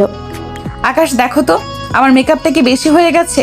আমার কেন জানি খুব ভয় লাগছে। এত মানুষের সামনে আমি আগে কোনোদিন ওইভাবে আসিনি। ভয় পেও না আরিশা, তোমাকে আজ একদম রূপকথার পরীর মতো লাগছে। এই লাল বেনারসি আর গয়নায় তোমাকে এত সুন্দর লাগবে আমি কল্পনাও করিনি। আমার দিকে তাকাও, মনে করো এখানে আমরা দুজন ছাড়া আর কেউ নেই। তুমি যখন পাশে থাকো তখন পৃথিবীটা অনেক বেশি নিরাপদ মনে হয়। আমি ভাবি যদি ওই দিন তোমাকে চুক্তিতে সই না করাতাম, তবে কি আজ আমরা এই জায়গায় দাঁড়াতে পারতাম? বিয়ের আসরে কাজী সাহেব আসতেই পুরো বাড়ি নিস্তব্ধ হয়ে গেল। আসলাম চৌধুরী আকাশের কাঁধে হাত রেখে তাকে আসরে নিয়ে আসলেন। আরিশা তখন পর্দার আড়ালে বসে কাঁপছিল। যখন আকাশ কবুল বলল, তখন আরিশার মনে হলো তার জীবনের দীর্ঘদিনের একাকিত্ব আজ ঘুচে গেল বোধহয়। এরপর আরিশা কবুল বলার পালা। কম্পিত কণ্ঠ সে যখন 3 বার কবুল বলল, তখন উপস্থিত সবাই হাততালি দিয়ে তাদের অভিনন্দন জানালো। আকাশ, আমি আজ আমার জীবনের সবচেয়ে মূল্যবান সম্পদ তোর হাতে তুলে দিলাম। আমি জানি আরিশা একটু জেদি, কিন্তু ওর মনটা কাচের মতন স্বচ্ছ। তুই ওকে আগলে রাখিস। আজ থেকে তুই শুধু আমার নাত জামাই না, আমার নিজের নাতি হিসেবেই মেনে নিলাম। এই এতিম কথাটা যেন আর কোনোদিন তোর মনে না আসে। এই বাড়িটা এখন তোরও। দাদু, আমি হয়তো এতিম হয়ে পৃথিবীতে এসেছিলাম, কিন্তু আজ আপনার মতো অভিভাবক আর আরিশার মতো জীবনসঙ্গিনী পেয়ে আমি পৃথিবীর সবচেয়ে ধনী মানুষ হয়ে গেছি। কথা দিচ্ছি দাদু, আপনাদের এই বিশ্বাস আমি কোনোদিন ভাঙতে দেব না। বিয়ের আনুষ্ঠানিকতা শেষ করে আকাশ আর আরিশা যখন পাশাপাশি বসলো, তখন ম্যানেজার চাচা একগাল হাসি নিয়ে এগিয়ে আসলেন। তার পেছনেই ছিল রিয়া। রিয়া আজ খুব সুন্দর করে একটা নীল শাড়ি পরে এসেছে। সে আকাশের সামনে এসে একগুচ্ছ ফুল বাড়িয়ে দিল। অভিনন্দন আকাশ স্যার আর আরিশা ম্যাম, আপনি আসলেই খুব লাকি। আকাশের মতো একজন মানুষকে জীবনসঙ্গী হিসেবে পাওয়া ভাগ্যের ব্যাপার। আপনারা সারা জীবন খুব সুখে থাকবেন। ধন্যবাদ রিয়া। আমার সাথে আকাশের যে বন্ধুত্ব বা ভালোবাসা, সেখানে তোমার অবদানও কম নয়। তোমার জন্যই তো আমি বুঝতে পেরেছিলাম যে আমি আকাশকে কতটা ভালোবাসি। আজ থেকে তুমি আমাদের অফিসে শুধু এমপ্লয়ি নও, আমাদের পরিবারের একজন ভালো বন্ধু হয়ে থাকবে। রাত যখন গভীর হলো, আয়েশা আর আকাশ তাদের ফুলসজ্জার ঘরে ঢুকলো। পুরো ঘরটা রজনীগন্ধার মিষ্টি গন্ধে ভরে আছে। আরিশা জানলার পাশে গিয়ে দাঁড়ালো। বাইরে আকাশে তখন চাঁদটা আজ বড্ড বেশি উজ্জ্বল। আকাশ ধীর পায়ে এগিয়ে গিয়ে আরিশাকে পেছন থেকে জড়িয়ে ধরল। আরিশা লজ্জায় আকাশের বুকে মাথা রাখলো। আরিশা, 1 মাসের সেই চুক্তিটা আজ থেকে এক জীবনের চুক্তিতে পরিণত হলো। আমি সারাটা জীবন তোমার হাত এভাবেই ধরে থাকতে চাই। তুমি কি থাকবে আমার পাশে? আমি তো তোমার মায়ে অনেক আগেই ধরা দিয়েছি আকাশ। আজ থেকে আর কোনো মালিক নেই, কোনো দাস নেই। আজ থেকে শুধু আমরা দুজনেই একে অপরের। এইভাবেই যেন আমাদের প্রতিটি ভোর আর রাত কাটে। আকাশের হাতের আঙুলগুলো আরিশার আঙুলের ফাঁকে মিশে গেল। বাইরের নিস্তব্ধতা সাক্ষী দিচ্ছিল এক নতুন সূচনার। একসময় যা ছিল অভিনয়, আজ তা নিরেট বাস্তব। এতিম আকাশের মেধা আর ভালোবাসা দিয়ে জয় করে নিল আরিশার কঠিন হৃদয়ের রাজ্য। এভাবেই চৌধুরী ভিলার ছাদে এক নতুন সোনালী ভোরের অপেক্ষায় সমাপ্ত হলো আকাশ ও আরিশার অমিলন প্রেমের উপমা হয়ে রইল।